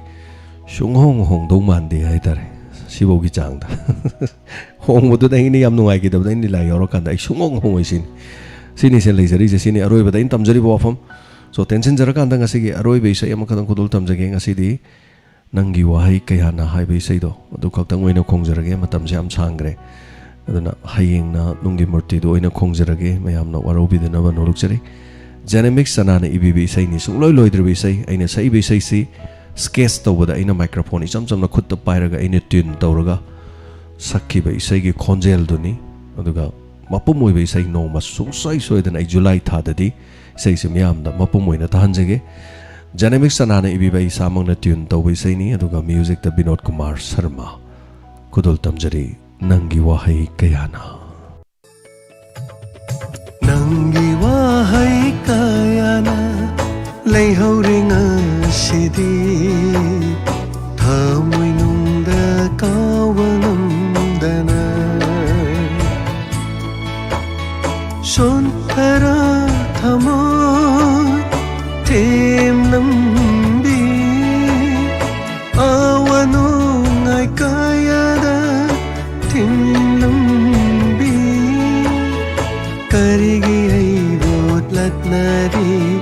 Changgengla unsi senangi Changgengla unsi senangi Nangi wahai kayana Nangi wahai kayana leihore ngasidi Thamoida kawangamdana Thamoida kawangamdana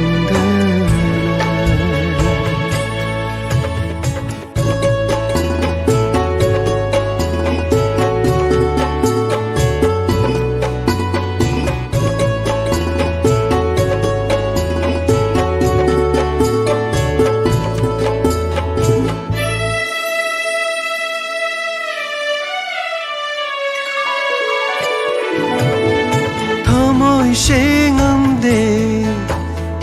템진바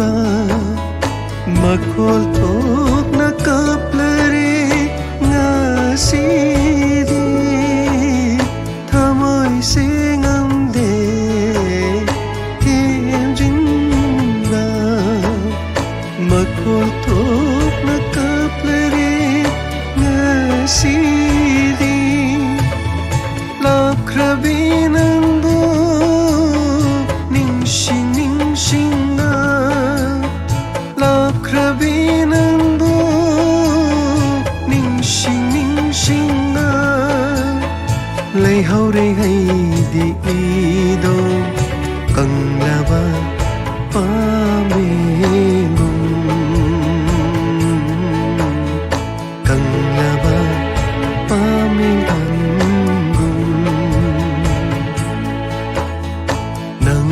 wahai kayana leihore ngasidi thamoida kawangamdana thamoida kawangamdana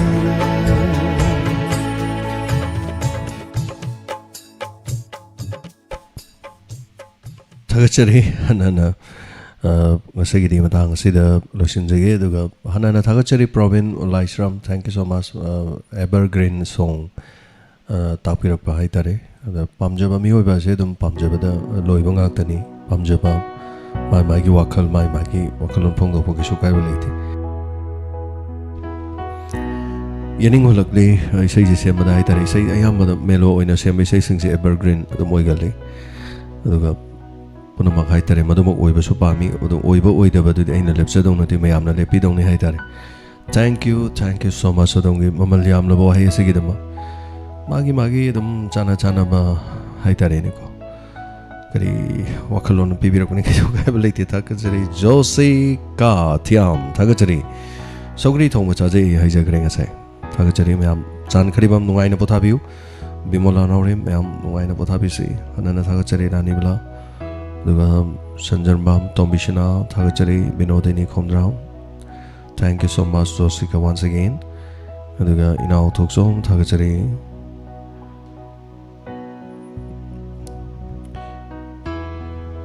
ꯂꯥꯏꯛꯁ꯭ꯔꯝ ꯊꯣꯏ ꯍꯥꯏꯕ꯭ꯔꯥ ꯑꯃꯈꯛ ꯌꯥꯎꯔꯛꯏ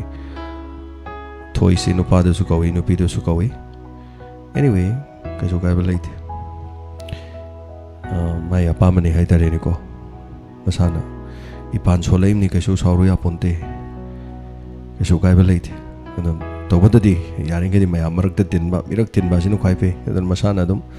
ꯑꯐꯥꯎꯕ ꯃꯤ ꯑꯃꯇ ꯍꯥꯏꯇꯥꯔꯦ ꯃꯤꯉꯣꯟꯗ ꯀ꯭ꯔꯤꯇꯤꯁꯥꯏꯖ ꯇꯧꯔꯣꯏ ꯃꯤꯒ ꯑꯣꯟꯅꯔꯣꯏ ꯃꯤꯉꯣꯟꯗ ꯑꯣꯟꯁꯤꯜꯂꯣꯏ ꯉꯁꯤꯐꯥꯎꯗ ꯃꯤꯀꯣꯛ ꯊꯣꯡꯈꯤꯕ ꯃꯤ ꯑꯃꯇꯅ ꯀꯣ ꯃꯁꯥꯒꯤ ꯃꯆꯨ ꯎꯠꯊꯣꯛꯆꯕꯅꯤ ꯀꯩꯁꯨ ꯀꯥꯏꯕ ꯂꯩꯇꯦ ꯑꯦꯅꯤꯋꯦ ꯊꯦꯡꯛ ꯌꯨ ꯁꯣ ꯃꯆ ꯍꯟꯅ ꯊꯥꯒꯠꯆꯔꯤ ꯃꯤꯉꯣꯟꯗ ꯅꯨꯡꯉꯥꯏꯇꯅꯕ ꯇꯧꯕ ꯍꯥꯏꯁꯦ ꯉꯁꯥꯏꯒꯤ ꯃꯥ ꯄꯣꯛꯄ ꯃꯇꯝꯗ ꯏꯄꯥꯟ ꯁꯣꯜꯂꯤꯕꯅꯦ ꯑꯗꯣ ꯑꯩꯅ ꯍꯥꯏꯖꯕꯗꯣ ꯗꯨꯔꯖꯗꯣꯟ ꯄꯣꯛꯄꯗ ꯏꯒꯤ ꯅꯣꯡ ꯇꯥꯏ ꯑꯗꯣ ꯄꯦꯟꯊꯣꯛꯁꯤ ꯁꯣ ꯅꯨꯡꯉꯥꯏꯁꯤ ꯃꯌꯥꯝ ꯄꯨꯝꯅꯃꯛ ꯅꯨꯡꯉꯥꯏꯅ ꯃꯪꯗꯅ ꯅꯨꯡꯉꯥꯏꯅ ꯇꯨꯝꯕꯤꯌꯨ ꯑꯗꯨꯒ ꯍꯦꯟꯅ ꯑꯐꯕ ꯌꯥꯏꯐꯕ ꯉꯁꯤ ꯇꯦꯛꯇ ꯀꯥꯏꯗꯅ ꯊꯦꯡꯅꯔꯤꯕꯁꯤꯒꯨꯝꯅ ꯇꯦꯛꯇ ꯀꯥꯏꯗꯅ ꯊꯦꯡꯅꯃꯤꯟꯅꯁꯤ ꯍꯥꯏꯕ ꯋꯥꯍꯩꯁꯤꯒ ꯂꯣꯏꯅꯅ ꯉꯁꯤꯒꯤꯗꯃꯛꯇꯗꯤ ꯃꯇꯥꯡ ꯑꯁꯤ ꯊꯧꯔꯝ ꯂꯣꯏꯁꯤꯟꯖꯕ ꯌꯥꯕ ꯂꯧꯖꯔꯤ ꯄꯨꯝꯅꯃꯛꯄꯨ ꯖꯦꯝ ꯁꯩꯒꯨꯔꯖꯝꯅ ꯑꯃꯨꯛꯀꯅ ꯀꯣꯛꯅꯣꯅ ꯈꯨꯔꯨꯝꯖꯔꯤ